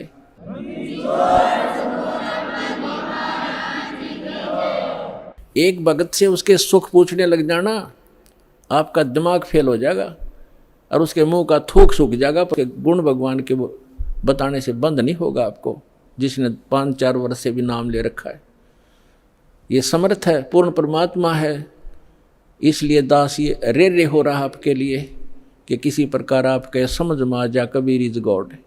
दास का काम पूरा हो, फिर तो आप डूंडा पाट जाएगा, पूरे विश्व में एक ही रस हो जाएगा कुछ दिनों में। तो रानी क्या कह रही है? परमात्मा ने बताना शुरू किया, बेटा आप विष्णु की पूजा करती हो, विष्णु जी की, कहाँ जाओगे? बता आपके गुरु ने। जी स्वर्ग में जाऊंगी। स्वर्ग में कितने दिन रहोगे? अब सत्संग सुनकर थोड़ा बहुत ज्ञान हो ही जाता है। कहती है जी वो तो जितना धर्म होंगे, मेरे पुण्य होंगे, उतने दिन वहाँ रहूंगी, फिर कहाँ जाएगी? पता नहीं, वह मैं बताऊँ कहाँ जाएगी, तो गद्दी बनेगी फिर अगले दिन में। अब यह बात उसका उत्तर नहीं गला। परमात्मा ने बताया जो साधना आप कर रही हो, पुण्य कर रहे हो, दान कर रहे हो, ठीक है, रानी भी बन जाएगी और स्वर्ग भी चली जाएगी, फिर पशु योनि में भी कंपलसरी जाएगी। और ये आपके विष्णु जी भी नाशवान, आपके शंकर जी भी नाशवान, आपके ब्रह्मा जी भी नाशवान। तो कहते हैं थर पकड़ थर होई, अमर की साधना करने से अमर पुरुष की तो अमर हो सकते हो। तुम नाशवानों की भक्ति करके और सथाई होने की कुचेष्टा करती हो।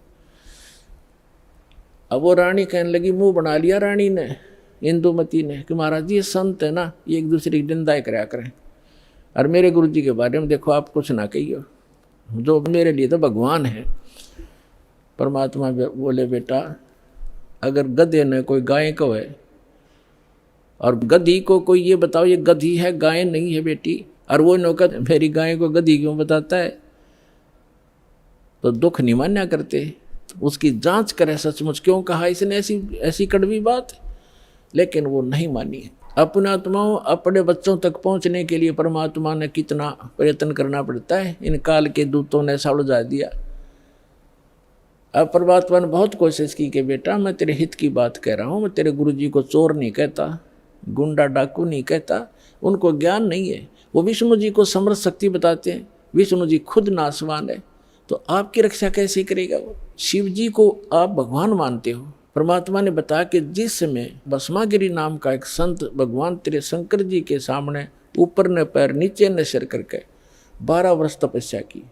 आपने पढ़ा होगा पुराण में, कहाँ जी पढ़ रखा है, सुना है, पढ़ा भी है। और जो भस्म कंडा शिव से मांग लिया और भगवान शिव को मारने की चेष्टा करने लगा वो भस्मासुर, तो भगवान शिव जी ने क्या किया? भाग्य थे ना वो, तो वो अविनाशी हैं, जिनको तो अविनाशी मान रही, उनसे तू रक्षा की बाट देखे, सुरक्षा, वो आप सुरक्षित नहीं। अब बात सारी साची, पर गुरु जी के बारे में सुनना कति पसंद नहीं, वो पिछला रंग चढ़ रहा कसूता। तब परमात्मा ने कहा, बेटा मान से मत मान।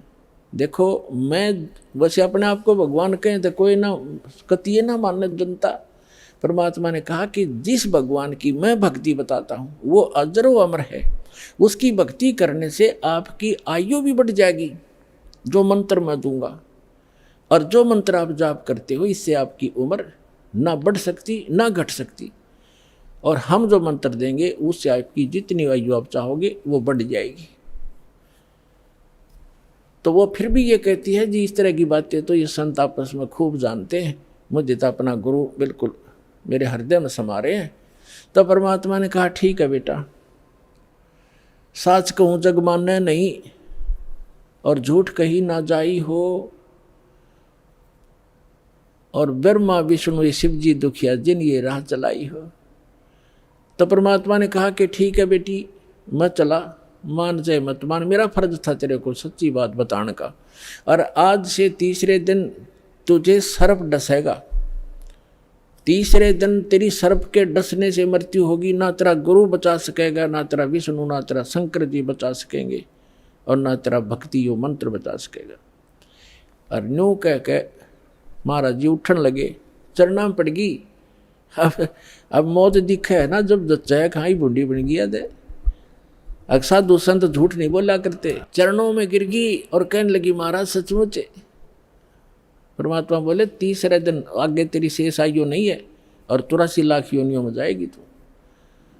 फिर बोली महाराज जी फिर क्या करूं मैं?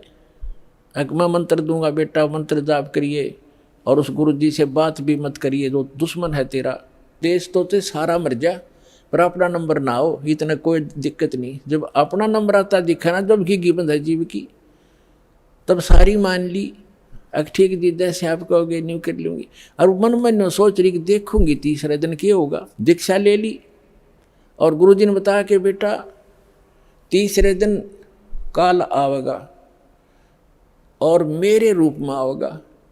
अरे एक ध्यान रखना, जो मैंने आपको मंत्र दिया है प्रथम, जब वो निकट आवे तो पहले आप इस मंत्र का जाप करके और फिर प्रणाम करना।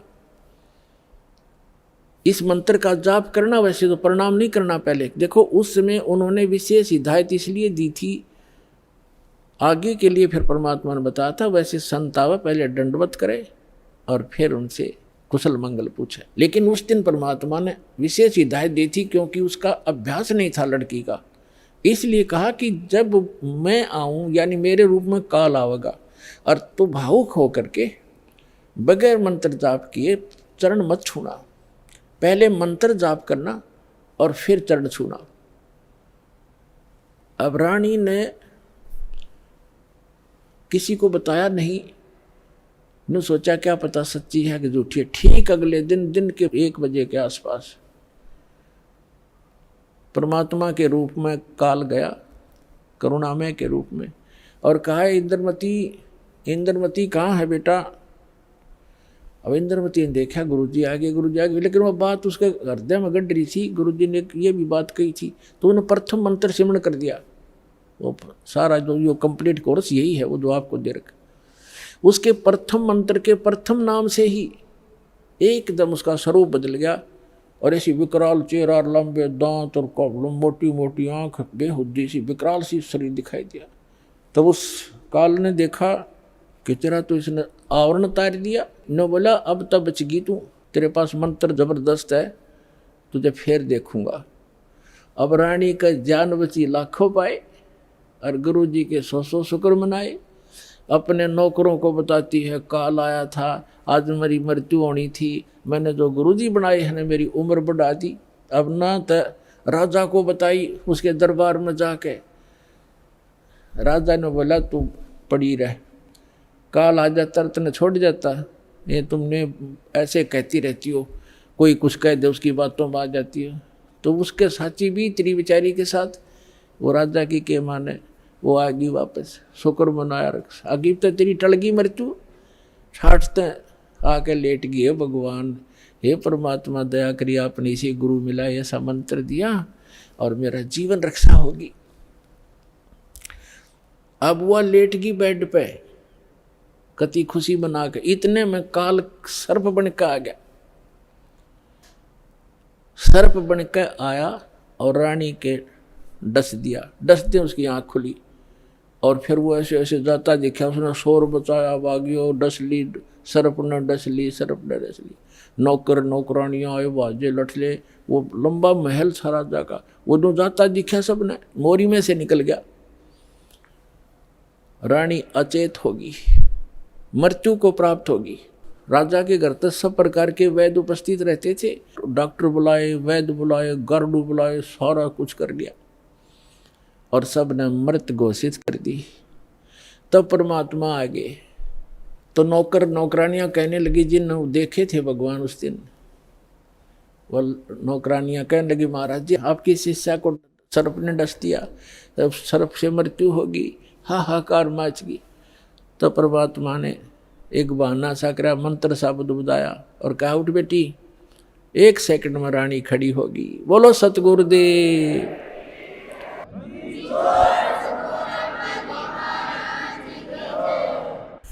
धन धन सतगुरु सत कबीर, भगत की पीड़ मिटाने वाले। धन धन सत कबीर, भगत की पीड़ मिटाने वाले। भक्त की पीड़ मिटाने वाले, भक्त की वाले। धन धन सतगुरु सत कबीर, भक्त की रहे नल नील यतन कर हार, तब सतगुरु से करी पुकार। रहे नल नील यतन कर हार, तब सतगुरु से करी पुकार। जा सतरेखा लिखी अपार, सिंधु पे सिला तैराने वाले।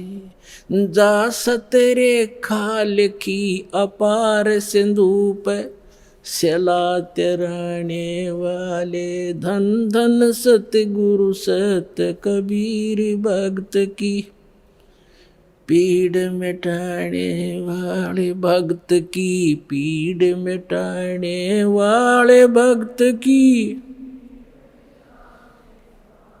धन धन सतगुरु सत कबीर, भक्त की। डसी सर्प ने जब जा पुकारी, इंद्रमती अकुलाए। डसी सर्प ने जब जा पुकारी, इंद्रमती अकुलाए।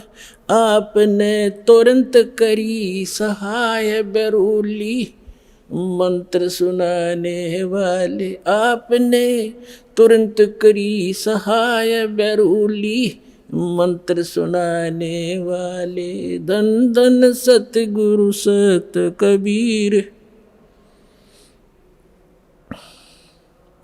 भक्त की पीड़ मिटाने वाले। भक्त की पीड़ मिटाने वाले। धन धन सतगुरु सत कबीर, भक्त की। दामोदर सेठ के होठ अकाज, अर्ज करी डूबता देख जहाज। दामोदर सेठ के होठ अकाज, अर्ज करी डूबता देख जहाज। लाज मेरी रखियो गरीब नवाज, समुद्र से पार लंघाने वाले। लाज मेरी रखियो गरीब नवाज, समुद्र से पार लंघाने वाले। धन धन सतगुरु सत कबीर, भक्त की भक्त की पीड़ मिटाने वाले। भक्त की पीड़ मिटाने वाले। धन धन सतगुरु सत कबीर। कह कर जोर दीन धर्मदास, दरस दे पूर्ण करियो आस। कह कर जोड़ दीन धर्मदास, दरस दे पूर्ण करियो आस। मेटियो जन्म मरण की तरास, वो सत्य पद प्राप्त कराने वाले। मेटियो जन्म मरण की तरास, वो सत्य पद प्राप्त कराने वाले। धन धन सतगुरु सत कबीर, भक्त की पीड़ मिटाने वाले। भक्त की पीड़ मिटाने वाले। भक्त की पीड़ मिटाने वाले, धन धन सतगुरु सत कबीर भगत की। भगत की पीड़ मिटाने वाले, भगत की पीड़ मिटाने वाले, धन धन सतगुरु कबीर भगत की। कह कर जोड़ दीन धर्मदास दरस दे, पूर्ण करियो आस। कह कर जोड़ दीन धर्मदास दरस दे, पूर्ण करियो आस। मेटियो हो जन्म मरण की तरास, सत्य पद प्राप्त कराने वाले, धन धन सतगुरु सत कबीर भगत की।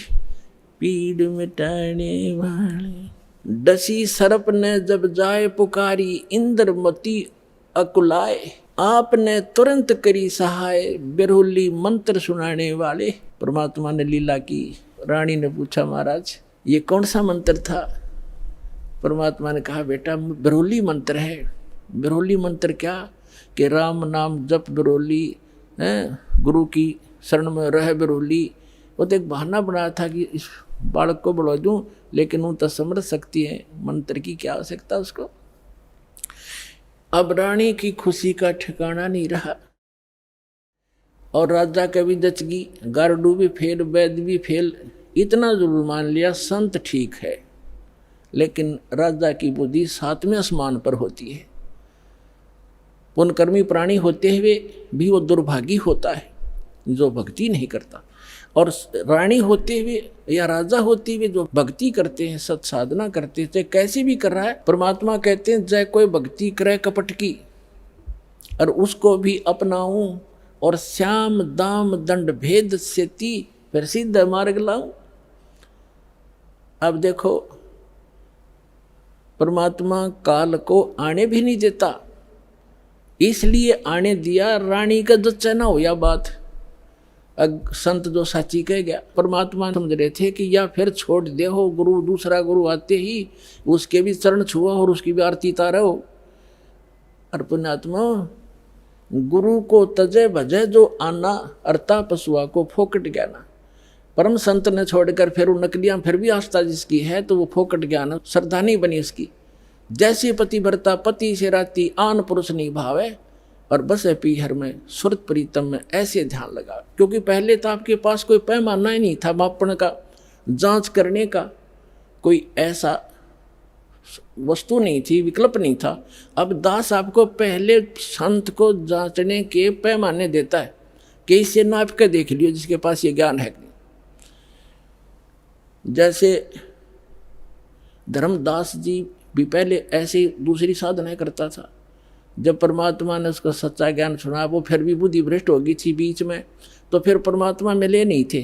तो उसने सोचा साधु संत के रूप में मिले थे, कोई भी संत मिलता धर्मदास उसके पास जाता और जाते ही कहता महाराज जी ठीक सो, कहाँ आजा बच्चा ठीक है। तो उसने पूछा जी वो क्या प्रश्न करता था कि ब्रह्मा विष्णु महेश के माता पिता कौन है? तो वो कहता था अरे ये तो अजरो अमर है, सर्वेश्वर है, ये कहाँ से बात उठा लिया। तो तभी उठकर चल पड़ता था कि ना ये संत नहीं है। तो उसके पास एक पैमाना था उनको जांचने का। और जब उसने परमात्मा मिले दोबारा, फिर वो तो पूरा काम उनका होना ही था। तो पहले तो आपके पास कोई ऐसा था नहीं मेजरमेंट टेप जिससे आप उसको नाप सकते थे, तोल सकते थे, जांच सकते थे। और जब पूर्ण संत मिल जाए फिर भी वो नहीं वास्ता है, वो तो जीवन नाशक है आपके। हाँ, उनको समझाने की चेष्टा करो गुरु जी। पहले जो गुरु जी थे कि भक्त महाराज जी आदर से बोलो, आप गलत दिशा पर जा रहे हो, इन प्रश्नों का उत्तर तो आप दो, और नहीं ताजा मेरे साथ अपना नाम लो, कल्याण कराओ। इतना यारी है उनके साथ, उससे आगे दोस्ती मत रखना। परमात्मा इस काल को नहीं आने देते किसी रूप में, उस घर में झांक भी नहीं सकता काल। तो दाता ने इसलिए छोड़ा था कि अपना कर लेगा काम। इस बेटी का भी यकीन हो जाएगा, नया जीवन फिर नाश कर देगी, बीच में डूब देगी सारी कहानी ने। तो उसके बाद ऐसा दृढ़ विश्वास हुआ उस लड़की के, और परमात्मा बिना कुछ भी दिखाई नहीं दे। ना वो राजा मना करे फिर, इसका तो जीवन दान मिल गया मेरी रानी का इस संत से। परमात्मा आते जाते रहे घर पे, ज्ञान सुनाते, भोजन करके उसको उद्धार करते, उसका धर्म बनवाते। तो एक दिन रानी ने कहा कि महाराज मेरे पति को भी समझा दो। अच्छा बेटा बुला ले उसको। राजा बुला लिया। परमात्मा लागे समझाने के भाई परमात्मा की भक्ति करनी चाहिए और ये राजपाट सदा नहीं रहता, एक दिन मृत्यु भी होएगी, परमात्मा की भक्ति करते रहना। तो राजा क्या कहता है, महाराज जी देखो मैंने तो पार्टी अटेंड करनी पड़ती है, क्यों गुटी सूटी लानी पड़ती है और मेरे पास समय नहीं है, लेकिन मैं आपकी चेली ने मना नहीं करता, कितना या दान करो और कितना सत्संग करवा लो, मेरे बस की बात नहीं है भक्ति करना। परमात्मा ने समझा देखो राज भी करो भक्ति भी करो। भक्ति में क्या लगता है, आप पार्टियों में जाते हो शराब मत पियो, वैसे तो साधु संत हो जाएंगे, पार्टी सुहावें को नहीं आपने, फिर भी किसी कारणवश जाना पड़ जाता है तो वहाँ काजू खाओ, किशमिश खा लो, भाई बादाम खा लो और सेब संतरे खा लो, ये शराब अड़ंगा क्यों पियो। तो बहुत समझा, अग्नि महाराज जी मेरे बस की बात नहीं, फिर देखूंगा। कुछ दिन के बाद परमात्मा ने फिर प्रार्थना करी, बार बार रह कर समझाया, मान्या नहीं। लास्ट में ये कह दिया कि महाराज जी देख मुझे ना कहा करो आप, और आपकी चेली ने मैं मना नहीं करता, तो सारे खजाने लुटा दे और मैं कति बाधक नहीं बनता इसके बीच, मेरे बस की बात नहीं। तो परमात्मा कहते कबीर पिछले पाप से हरि चर्चा ना सुहावे और कह ऊँगे कह उठ चले ना और बात चलावे। तुलसी पिछले पाप ते हरि चर्चा ना भावे, जैसे जबर के बेग ते भाई भूख पैदा हो जा। तो जिसके पाप गणे बढ़ जाते हैं उन्हें राम नाम की मनुखा दाख भी कड़वी लगती है, जैसे जबरग्रस्त रोगी को मनुखा दाख सेब संतरे रोटी भी कड़वी लगती है, वो मीठी वस्तु भी उसको कड़वी महसूस होती है। बुखार ने उसके शरीर की व्यवस्था इतनी बिगाड़ दी। इसी प्रकार पाप कर्मों से ग्रस्त प्राणी इस परमात्मा की मनुखा दाख सेब को खा नहीं सकता। उसके लिए तरीका है, जैसे कुनीन होती है मलेरिया का नाश करने के लिए, और कुनीन भी कड़वी, बुखार को सेट करने के लिए जिससे कड़वी वस्तु लग, उसके लिए कड़वा ही खाना पड़ेगा, न चाहते भी फांकी मारनी पड़ेंगी, और उस कड़वी दवाई खाने से रोग नाश हो जाएगा, फिर वो मीठी लगने लग जाएंगी। इसी प्रकार ये सत साधना भगवान की कथा ना चाहते भी सुनते रहना चाहिए, फिर वो रोग नाश हो जाएगा। कुछ पाप ऐसे होते हैं जो परमात्मा के सच्ची ज्ञान के सच्चे वचन से, परम संत के वचन से, मुख से बोले हुए वचन से वो शीघ्र नाश हो जाते हैं, और फिर वो भूख जागृत हो जाती है भगवान की कथा की। ऐसे बहुत से व्यक्ति हैं शुरू में वो सुनते भी नहीं थे, अब आज 500 किलोमीटर से चलकर और 10 में दिन यहाँ आ जाते, अब उनका पाप कर्म का बुखार उतर गया।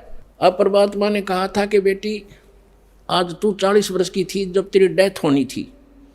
उसने कहा जी हाँ बिल्कुल ठीक 40 वर्ष की थी जिस दिन मेरे को सांप लड़ा, सर्प डसा, और अब मैं चाहूँगा जब मरेगी तू काल नहीं मार सकता तुझे। अब वो रानी होगी 80-82 वर्ष की।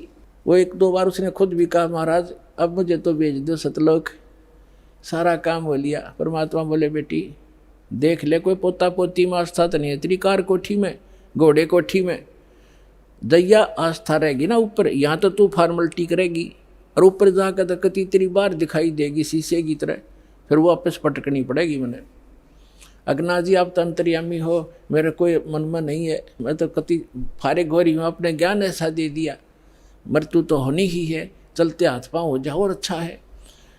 तो जब वो 80-82 वर्ष की होगी तब परमात्मा ने कहा कि ले चल इंद्रमती सतलोक चलते हैं। चलो जी, अब परमात्मा अकेले आए थे और किसी को नहीं दिखाई दे रहे थे, और इंदुमती को दिख रहे थे, वो चलेगी। औरों के देखने लगे रानी मर गई, क्या हो गया, पेरानी हार्ट फेल हो गया, कुछ भी कहते रहो, वह गई अपन उसको पता भी नहीं तो मरी है। तो मान सरोवर है ऊपर एक, यहाँ पर मान सरोवर है, उस मान सरोवर पर जाकर कुछ दिन के लिए इस जीव को वहाँ रखा जाता है। वहाँ रखने के बाद फिर इसकी भावना देखी जाती है ये अभी कितनी और कमज़ोर है। तो वहाँ जब मान सरोवर पर जा लिए उसमें स्नान कराया जाता है, कुछ आवरण जो गंध है हमारे आत्मा के मैल वहाँ परमात्मा के मंत्रित जल से भी ठीक होते हैं। तो बाहर आकर बैठगी रानी स्नान करके, और परमात्मा ने पूछा बेटा अब फिर देख ले कोई आस्था तेरे नीचे के लोक में तो नहीं किसी की, तेरी संपत्ति में, तो उसके मन में एक बात खटकेगी कि हे महाराज, आपके ज्ञान से मुझे तो बहुत कुछ जानकारी होगी, लेकिन संसार की दृष्टि में जो मेरा पति है, अब तो मुझे अपने ओरिजिनल पति का पता लग गया। परम अक्षर ब्रह्म वो हमारा पति है, लेकिन शरीर का जो पति है वो बहुत बड़ी आदमी था, लेकिन उसकी नालायकी है मालिक, उसने भजन नहीं किया। लेकिन आज जो मुझे उपलब्धि हुई है उसमें उसका बहुत बड़ा सहयोग है मेरे पति का। उसने मुझे मना नहीं किया। यदि वो मुझे मना करता तो पत्नी तो अपने पति के विवश होती हैं, वो आपको भी प्रवेश नहीं करने देता समर्थ था, और मुझे भी भक्ति से वंचित करा देता। उस देवता ने कोई बाधा नहीं करी। यदि उसका कोई क्रेडिट बना हो इस काम का, तो मेरी प्रार्थना है भगवान उसको भी शरण में लेना। पुण्यात्मा परमात्मा जान गए कि यह भी कमजोरी है। जैसे कल बताया था, एक वृद्ध व्यक्ति डॉक्टर के पास चला गया, कमजोर सा होता ही है वृद्ध, मांस खत्म, अस्थि पिंजर शेष। डॉक्टर से कहने लगा, डॉक्टर जी मेरी पिंडी भड़के हैं, पिंडियों में दर्द होता है, पिंडलियों में। डॉक्टर ने देख लिया, अब दूर रहते हैं, कमजोर वीकनेस के कारण है कि कमजोरी है बाबा। फिर कहने लगा जी मेरी सांथल भी दर्द करती है। डॉक्टर बोला कमजोरी है बाबा। मेरे सिर में दर्द रहता है डॉक्टर जी। डॉक्टर बोला जी कमजोरी है। फिर बोला मैं खड़ा होता हूँ चक्कर सा आता है। डॉक्टर बोला कमजोरी है। वो वृद्ध गुस्सा हो गया, ने बोला तू डॉक्टर है गम चक्कर, एक के बाद जाना है कमजोरी कमजोरी, कुछ और भी बतावेगा। तो डॉक्टर बोला यह भी कमजोरी है, क्योंकि कमजोर आदमी ने गुस्सा आया करे, ये भी ड्यू टू कमजोरी है, वीकनेस है। तो पुण्यात्मा परमात्मा जानेंगे अज्ञा भी कमजोरी है जो या बोल रही है, उसके प्रति इसका लगाव शेष है या आप भी डूबेगी। तब कहा बेटा तू यहाँ रुक कुछ दिन। अब राजा 90 वर्ष का हो गया था, अट्टा कट्टा शरीर, अच्छे खावा खादू लावा गुटी किसमस बादाम और लाल चेहरा। अब ने सोचा था 100-125 वर्ष तो जिया ही करें न खूब। अब राजा आया, चौक में आया बाहर से घूम के, 90 वर्ष की उम्र होगी थी, और आते ही नीचे उतरा घोड़े से, नौकर आसपास खड़े, अंगरक्षक साथ थे, बाहर से आए थे, और पलंग तक भी नहीं पहुंचा, गद गिरा और टट्टी पेशाब निकल गई, यम के दूध खड़े दिखाई दे, जबान बंद होगी, उसका टाइम आ गया, सेकंड भी नहीं दे, एक सांस भी नहीं दे काल तो, और खिंच खिंच कर सांस लग गया, टट्टी पेशाब निकल गई, आँखें फट गई। वैद्य बुद्धों ने अपनी सारी जंतर मंतर कर लिए, सारी दवाई दे दी, फिर वो समझ गए कब इसका अंत समय है। तब परमात्मा ने कहा कि देख बेटी उस अफलातून की क्या हालत हो रही है, देखो यम के दूध खड़े चारों तरफ और उसको कैसे डरा रहे हैं, उसकी जुबान बंद कर रखी है उन्होंने, अब ये बोल नहीं पा रहा, और धरती तोलता फिरे था, कहे कि नहीं मानने था। तो रानी बोली देख लो जी मैं क्या बताऊँ आपने, उसने मेरी मदद बहुत कर रखी है। परमात्मा समझ गए कहाँ या के कहना चाहो है। तो कहने लगा बेटी मैं जाता हूँ। तो परमात्मा आकर प्रकट हो गए वहाँ उनके चौक में। कबीर साहब के आते ही यम के दूत ने हो गए, एकदम गायब हो गए। राजा होश में आ गया और उसने सामने परमात्मा खड़े दिखाई दिए, चरणों में पड़ गए, और वो यम के दूत आकाश में दिखे। वो नो देखकर कभी भगवान की तरफ देखे। परमात्मा बोले भाई आज तेरा एंड आ गया था चंद्र विजय, तेरा सांस शेष नहीं था। ने बोला जी सही बात है। तो परमात्मा बोले अब क्या चाहिए तुझे? अगर जी मैंने भक्ति दे दो, भक्ति दे दो, भक्ति करूँगा। तो अपने आत्मा अब आँख खुल आदमी की जब पक्की यकीन हो जाए कहाँ टिकट कटेगी, तब भगवान दिखाई देता है। कहते हैं दुख में सुमन सब करे, सुख में करे ना कोई, और जय सुख में सुमन कर ले दुख क्यों होए। तो परमात्मा बोले 2 साल दूंगा तेरे को, और 2 वर्ष में जो भक्ति कर लेगा तो ठीक से, ना तो फिर तेरी बिरान मिट्टी हो जाएगी। दे के बच्चों ने राजपाठ और बैठ गया माला लेके। 2 साल के अंदर सारी कसर काट ली। कहते हैं जीवन तय थोड़ा ही बला जब सत सुमरण हो, और लाख वर्ष का जीवना लिखित रहनी को। तो इस प्रकार उन दोनों प्राणियों का मोक्ष किया उस कबीर भगवान ने। बोलो सतगुरुदेव की।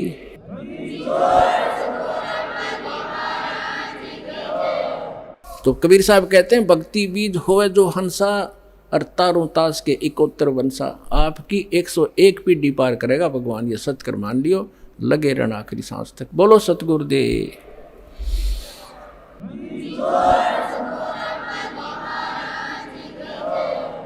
आइए अब हम उन श्रद्धालुओं के अनुभव जानते हैं जो जगत गुरु तत्वदर्शी संत रामपाल जी महाराज जी से दीक्षा प्राप्त कर चुके हैं तथा उनके द्वारा बताए गए भक्ति मार्ग पर चल रहे हैं। नमस्कार सर। नमस्कार सत साहिब। सर क्या नाम है आपका? मेरा नाम खेमेंद्र कुमार साहू है। मैं भिलाई छत्तीसगढ़ से जिला दुर्ग का निवासी हूँ। सर संत रामपाल जी महाराज से नाम दीक्षा आपने कब ली? मैंने परम संत सदगुरु तत्वदर्शी रामपाल जी महाराज का नामदान 12 फरवरी 2013 को लिए है। सर संत रामपाल जी महाराज से नाम दीक्षा लेने से पहले क्या आप कोई भक्ति साधना भी करते थे? जी हम हमारा जो परिवार है वो मतलब कबीरपंथी परिवार कहलाता है और मेरे जो पूरे परिवार के लोग हैं वो दामाखेड़ा से जुड़े हुए हैं, जो प्रकाश मुनि भी जहाँ पे विराजमान है गद्दी में। और मैं खुद मेरा मतलब कान फुकवाया था, मतलब गुरु बनाया था। तो मेरे जो गुरु थे वो दामाखेड़ा से ही लगा हुआ है एक किरवई गांव, जो लगभग 2 किलोमीटर दूर है। तो वहाँ जो आचार्य राम जीवन दास जी शास्त्री, तो उनके द्वारा मुझे नाम प्राप्त मिला था। सर जैसे कि आपने बताया आपने बहुत सारे गुरु बनाए, तो फिर आप संत रामपाल जी महाराज की शरण में कैसे आए? संत रामपाल जी महाराज का सत्संग चल रहा था तो मैं जनरली गाड़ी बाहर पार्क करके चला जाता था, लेकिन उस दिन सत्संग मतलब परमात्मा को एक अपने लीला करनी थी कि ऐसा संयोग था कि मैं उसी टाइम पे पहुंचा और उसी समय संत रामपाल जी महाराज का सत्संग स्टार्ट हो रहा था और वहीं पे मैं पहुंचा हूं। और मेरी दीदी ने बोला कि खेमेंद्र आ जा और देख, तो मतलब एक संत सत्संग बता रहे हैं और बोल रहे हैं कि परमात्मा जो है पूर्ण कबीर साहब हैं और हम लोग कबीर पंथ में रहते अभी तक किसी भी गुरु के माध्यम से नहीं सुना कि कबीर साहब पूर्ण परमात्मा हैं। तो हमको बहुत अच्छा लगा सर, मतलब बहुत जान के अच्छा लगा कि जिसको पूरी जो कबीर पंथ जो 12 जो पूरे विश्व में 20 करोड़ के आसपास, विश्व मतलब भारत में कबीर पंथी जो है 20 करोड़ के आसपास हैं और सभी लोग जो है अलग अलग पंथ से हैं और सभी जो है सदगुरु बताते हैं, कोई संत बताते हैं, कोई फ़कीर बताते हैं, लेकिन एक ऐसे ही संत हैं जो कबीर को पूर्ण परमात्मा बता रहे हैं। तो हमें बहुत अच्छा लगा, बहुत आश्चर्य लगा और मुझे उस ज्ञान को सुनने की रुचि हुई। तो इस प्रकार हमें मतलब संत रामपाल जी के द्वारा कबीर मतलब पंथ के बारे में मतलब विस्तार से जानकारी मतलब प्राप्त हुई सर। मैंने और मेरी जो दीदी जी हैं उन्होंने पुस्तक मंगवाया, पढ़ने के बाद हमने परमात्मा सदगुरु रामपाल जी महाराज के शरण में आए हैं। सर संत रामपाल जी महाराज की शरण में आने के बाद क्या आपको भी कोई लाभ प्राप्त हुए? सर पहला लाभ तो ये है कि हमारी आर्थिक स्थिति ठीक नहीं थी और परमात्मा के शरण में आने से पहले मेरी नौकरी जा चुकी थी और मैं पेशे से एडवोकेट हूँ सर। तो मैं एडवोकेट का अपना काम करते करते सर मैं लीगल मैनेजर के पोस्ट में था और लीगल मैनेजर के पोस्ट में मैं इंडसइंड बैंक जो एक अच्छी प्राइवेट संस्था की बैंक है उसमें मैं लीगल मैनेजर के पोस्ट में था और पूरा छत्तीसगढ़ जो रीजन है इसका मैं यहाँ पे हेड था सर मैं। और इसमें करते करते मेरा उठना बैठना जो है बहुत उच्च अधिकारियों के साथ हो गया था, जिसमें मेरे लीगल काम से मुझे सरकारी कर्मचारी और अन्य व्यक्तियों से भी मुलाकात करनी पड़ती थी। तो इसमें क्या हुआ सर कि कुछ मतलब ऐसा घटना घटा मेरे साथ कि मेरे उच्च अधिकारियों के साथ मेरा कुछ बहस हुआ और मेरी नौकरी चली गई। 2011 में मेरी नौकरी चली गई और उसके बाद फिर मैं घर में ही बैठा रहा और क्योंकि मैं पेशे से वकील हूँ तो दुर्ग अपना जो मेरा नियरेस्ट कोर्ट है वहाँ मैं अपना प्राइवेट प्रैक्टिस के लिए चला गया सर। ऐसा करते करते सर मैं एक और प्राइवेट कंपनी में अपना नौकरी के लिए ट्राई करता रहा और कई कंपनियों में अपना रिज्यूम दिया लेकिन मेरा हुआ नहीं। लेकिन जैसे ही मैं परमात्मा संत रामपाल जी महाराज के शरण में 2013 में आया हूँ, नेक्स्ट मंथ मुझे जिस कंपनी में मैं जाके मैं रिक्वेस्ट करता था अधिकारियों से कि सर मेरा इतने साल का अनुभव है, 6 साल का अनुभव है सर, मेरे को मतलब एक चांस दीजिए, मैं आपको कंपनी में आपका अच्छा वर्क करूँगा ऐसा करके। लेकिन उनके द्वारा मुझे सिर्फ आश्वासन दिया जाता था कि ठीक है अभी तो है नहीं, हम अब करेंगे। और बाकी पोस्ट खाली था सर, मेरे को पूर्ण जानकारी थी कि वहाँ पोस्ट खाली, फिर भी मेरे को वहाँ से एक आश्वासन करके कि आपको ऐसा हो जाएगा करके। अब उसके बाद मुझे जैसे ही मैं यहाँ से गया हूँ नाम दीक्षा लेके, नेक्स्ट मंथ मुझे वही अधिकारी ने मेरे को कॉल किया, बोले कि साहू जी आप इंटरेस्टेड हैं क्या, हमारे यहाँ वैकेंसी है, आप अगर इंटरेस्टेड है तो कल के आके अपना फॉर्मेलिटी पूरी जो है पूरा कर लीजिए। तो मेरे को मतलब सबसे बड़ा लाभ मेरे को यही देखा कि अरे मतलब परमात्मा के शरण में जाते ही मतलब मेरे को देखो इतना बड़ा लाभ हो गया। ये तो सर आर्थिक लाभ हुआ, शराब पीना चालू कर दिया था, सिगरेट पीना चालू कर दिया था, तंबाकू खाना चालू कर दिया था, और मतलब अब ये समझ लीजिए कि राक्षसों की गिनती में चालू हो गई थी। तो जैसे ही मैंने संत रामपाल जी महाराज के नाम प्राप्त करने के लिए बरवाला आश्रम के लिए निकला, सेवाएं जो बसें चल रही थी वो बस खड़ी थी, और मैं सोचिए मतलब उस समय भी मेरे जेब में तब भारत छाप तंबाकू जो छत्तीसगढ़ में चलता है, भारत छाप तंबाकू और चूना मेरे जेब में था। लास्ट में जिंद स्टेशन में उतरा हूँ, तंबाकू रगड़ा हूँ, मुंह में डाला हूँ, और उसके बाद बस में बैठा हूँ। मैं बस में बैठने के बाद जैसे ही हमने आश्रम देखा तो पता नहीं मेरे अंदर क्या प्रेरणा हुई, मतलब क्या हुआ, या परमात्मा को ऐसा क्या मेरे मतलब मति फेरनी थी मेरी। मैं ना कोई सोचा ना साचा, मैं तो मेरे जेब से मैं निकाला हूँ चोर पैकेट से डाल के मैं निकाला हूँ और तंबाकू और जो फेंका हूँ। उस दिन के बाद से भगत जी 2013 12 फरवरी के बाद से ना मैंने सिगरेट पिया, ना मैंने दारू पिया, ना मैं बियर पिया, ना मैं तंबाकू खाया। मतलब ये एक बहुत बड़ा चमत्कार। टॉयलेट जा रहा हूँ तो मेरे को तंबाकू चाहिए, कहीं जा रहा हूँ तो सिगरेट चाहिए, तो इस टाइप का मतलब हरकत हो गया था सर। अब मैं एकदम परेशान हो गया था। तो इससे मेरे को परमात्मा ने मेरे को मुक्ति दिलाई, मेरा दूसरा लाभ। उसके बाद मुझे आध्यात्मिक लाभ हुआ, और उसके बाद मुझे नौकरी मिली।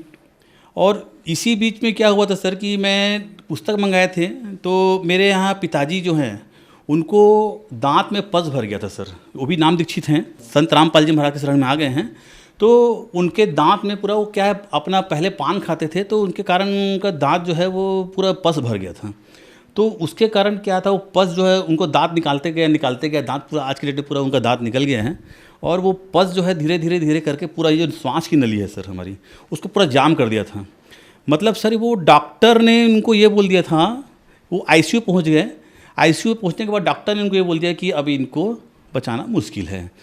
मैं उसी दिन शाम को अंबिकापुर हमारी इंडस्ट्रियल बैंक में था, मैं उससे मीटिंग थी हमारी। तो मैं अपने बॉस को लगाया कि मेरे फादर आईसीयू में हैं और उनकी बहुत कम उम्मीद है सर, और मैं अभी जाने कंडीशन में नहीं हूँ ऐसा करके। तो तुरंत तत्काल में छुट्टी दे दिए। और मेरे बड़े भैया हैं वो अपना अलग दुखी हो गए, मैं अलग अपने जाके अपनी वाइफ के साथ और दीदी के साथ रोना चालू किया कि ये मतलब पिताजी अब नहीं रहेंगे, बोल रहे हैं डॉक्टर, पता नहीं डॉक्टर तो ऐसा जवाब दे दिए हैं, अब हम लोग कैसे करेंगे, क्या करेंगे, ऐसा कर गए। तो पता नहीं अगर सर मैं इतना मतलब क्या हुआ कि हम लोग फिर प्रेरणा हुआ, क्या हुआ, मेरे यहाँ ज्ञान गंगा पुस्तक रखी हुई थी। मैं उस समय किराए में पहुँच गया, किराए के मकान में रहते थे हम लोग अलग। उसको बाद मैं गया हूँ और पुस्तक को मैंने खोल के देखा, और घर में ही अपने घर में उस पुस्तक को खोल के देखा तो मेरे को नेक्स्ट डे खबर मिला कि आपके जो फादर हैं वो आईसीयू से बाहर आ गए हैं। ये मेरे को बहुत बड़ा लाभ मिला, मतलब परमात्मा ने हमको लाभ ही लाभ दिया है सर। और उसके बाद मेरी पत्नी जो है वो प्राइवेट में थी, उसी बीच हम लोग संत रामपाल जी शरण के में आए थे। तो उसी बीच मेरा छोटा बेटा मेरी वाइफ ने कंसीव किया था। तो उसके बाद हमने बोला कि हम तो शरण में नहीं आ सकते हैं, अब तो इतना लंबा सफ़र भिलाई से मतलब छत्तीसगढ़ से हरियाणा जाना, तो परमात्मा संत रामपाल जी महाराज के आश्रम में नहीं जा सकते। तो मैं एक बोला कि काम करना, तुम संत रामपाल जी महाराज से ना एक बार, सबको परमात्मा संत रामपाल जी महाराज सबको आशीर्वाद देते हुए चाहते हैं, और वो कुछ भी आपके मन में प्रश्न है तो वो सब पूरा प्रश्न पूछते हैं, सब चीज़ का आंसर देते थे उस समय। तो जब आशीर्वाद लेने के लाइन में खड़े थे तो मेरी पत्नी ने संत रामपाल जी महाराज से जिसे पूछा कि मालिक मैं तो कंसीव कर ली हूँ, अब मैं तो नहीं आ सकती हूँ आपके शरण में, मैं कैसे करूँगी ऐसा करके। कोई बात नहीं बेटा, आप एरोप्लेन में आ जाना करके। तो मेरी पत्नी एकदम आश्चर्य से बोली कि बंदी छोड़, मतलब हमारे तो अभी कंडीशन ही नहीं है कि हम मतलब ऐसा आएँ, परमात्मा सब दया करेंगे बोले। उनका वो आशीर्वाद हमको आज याद आता है जब मेरी जो पत्नी है वो सेंट्रल गवर्नमेंट एम्प्लॉई एम्स में कार्यरत है, और उन्होंने मतलब 2015 में सर पीएससी फाइट किया था सर छत्तीसगढ़ से।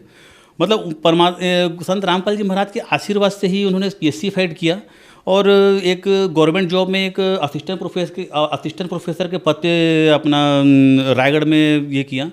और उसके बाद रायगढ़ से सर हमने क्या बोलते हैं वहाँ से ट्रांसफ़र के लिए बहुत ट्राई किया सर। संत रामपाल जी महाराज से मैं क्षमा याचना किया, मैंने हे परमात्मा, हे बंदी छोड़, मतलब इस दास इस कुत्ते से क्या गलती हो गया है वो आप समझ रहे हो। और उसके बाद मैंने नाम शुद्धिकरण कराया और नाम शुद्धिकरण कराने के बाद हमने सब कुछ अपने गुरु जी के ऊपर छोड़ दिया कि अगर आपको हमको अलग रखना है तो आप अलग रखिए, अगर एक करना है तो एक कर दीजिए। फिर मालिक ने ऐसा खेल किया, हुआ एम्स रायपुर का पोस्ट निकला, मेरी पत्नी ने भरा और ऑल इंडिया लेवल पे उसने टॉप किया। इतना टेंशन, इतना परेशानी के बीच में पूरा तैयारी की उसने ऑल इंडिया लेवल पे प्रवीण शिक्षी पे टॉप किया। ये एक चमत्कार परमात्मा का। सर, संत रामपाल जी महाराज से नाम दीक्षा कैसे प्राप्त की जा सकती है? परमात्मा का जो ज्ञान आता है वो आजकल कई टीवी चैनलों पे आते हैं, कई सभी चैनलों में नीचे पीली पट्टी दी होती हैं जिसमें जो जितने भी नामदान केंद्र के बारे में जानकारी के लिए उस नंबर में या संपर्क करेंगे तो उस नंबर से आपको जानकारी मिल जाएगी आप किस जिला से हैं, किस स्टेट से हैं, किस जगह से हैं। आपके आसपास जो भी नज़दीकी नामदान केंद्र रहेंगे वहाँ पे आपको संत रामपाल जी महाराज के द्वारा नाम दीक्षा प्राप्त किया जा सकता है।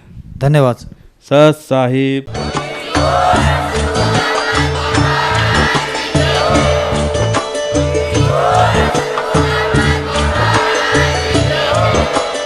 आप सुन रहे थे जगत गुरु तत्वदर्शी संत रामपाल जी महाराज जी के मंगल प्रवचन। अधिक जानकारी के लिए विजिट कीजिए हमारी वेबसाइट www.jagatgururampalji.org। संत रामपाल जी महाराज जी के शुभ आशीर्वाद से पूरे विश्व भर में 500 से भी ज्यादा नाम दीक्षा केंद्र हैं, जिन पर संत रामपाल जी महाराज जी द्वारा ऑनलाइन निशुल्क नाम दीक्षा दी जा रही है। अपने नजदीकी नाम दीक्षा केंद्र का पता करने के लिए संपर्क करें 8222880541।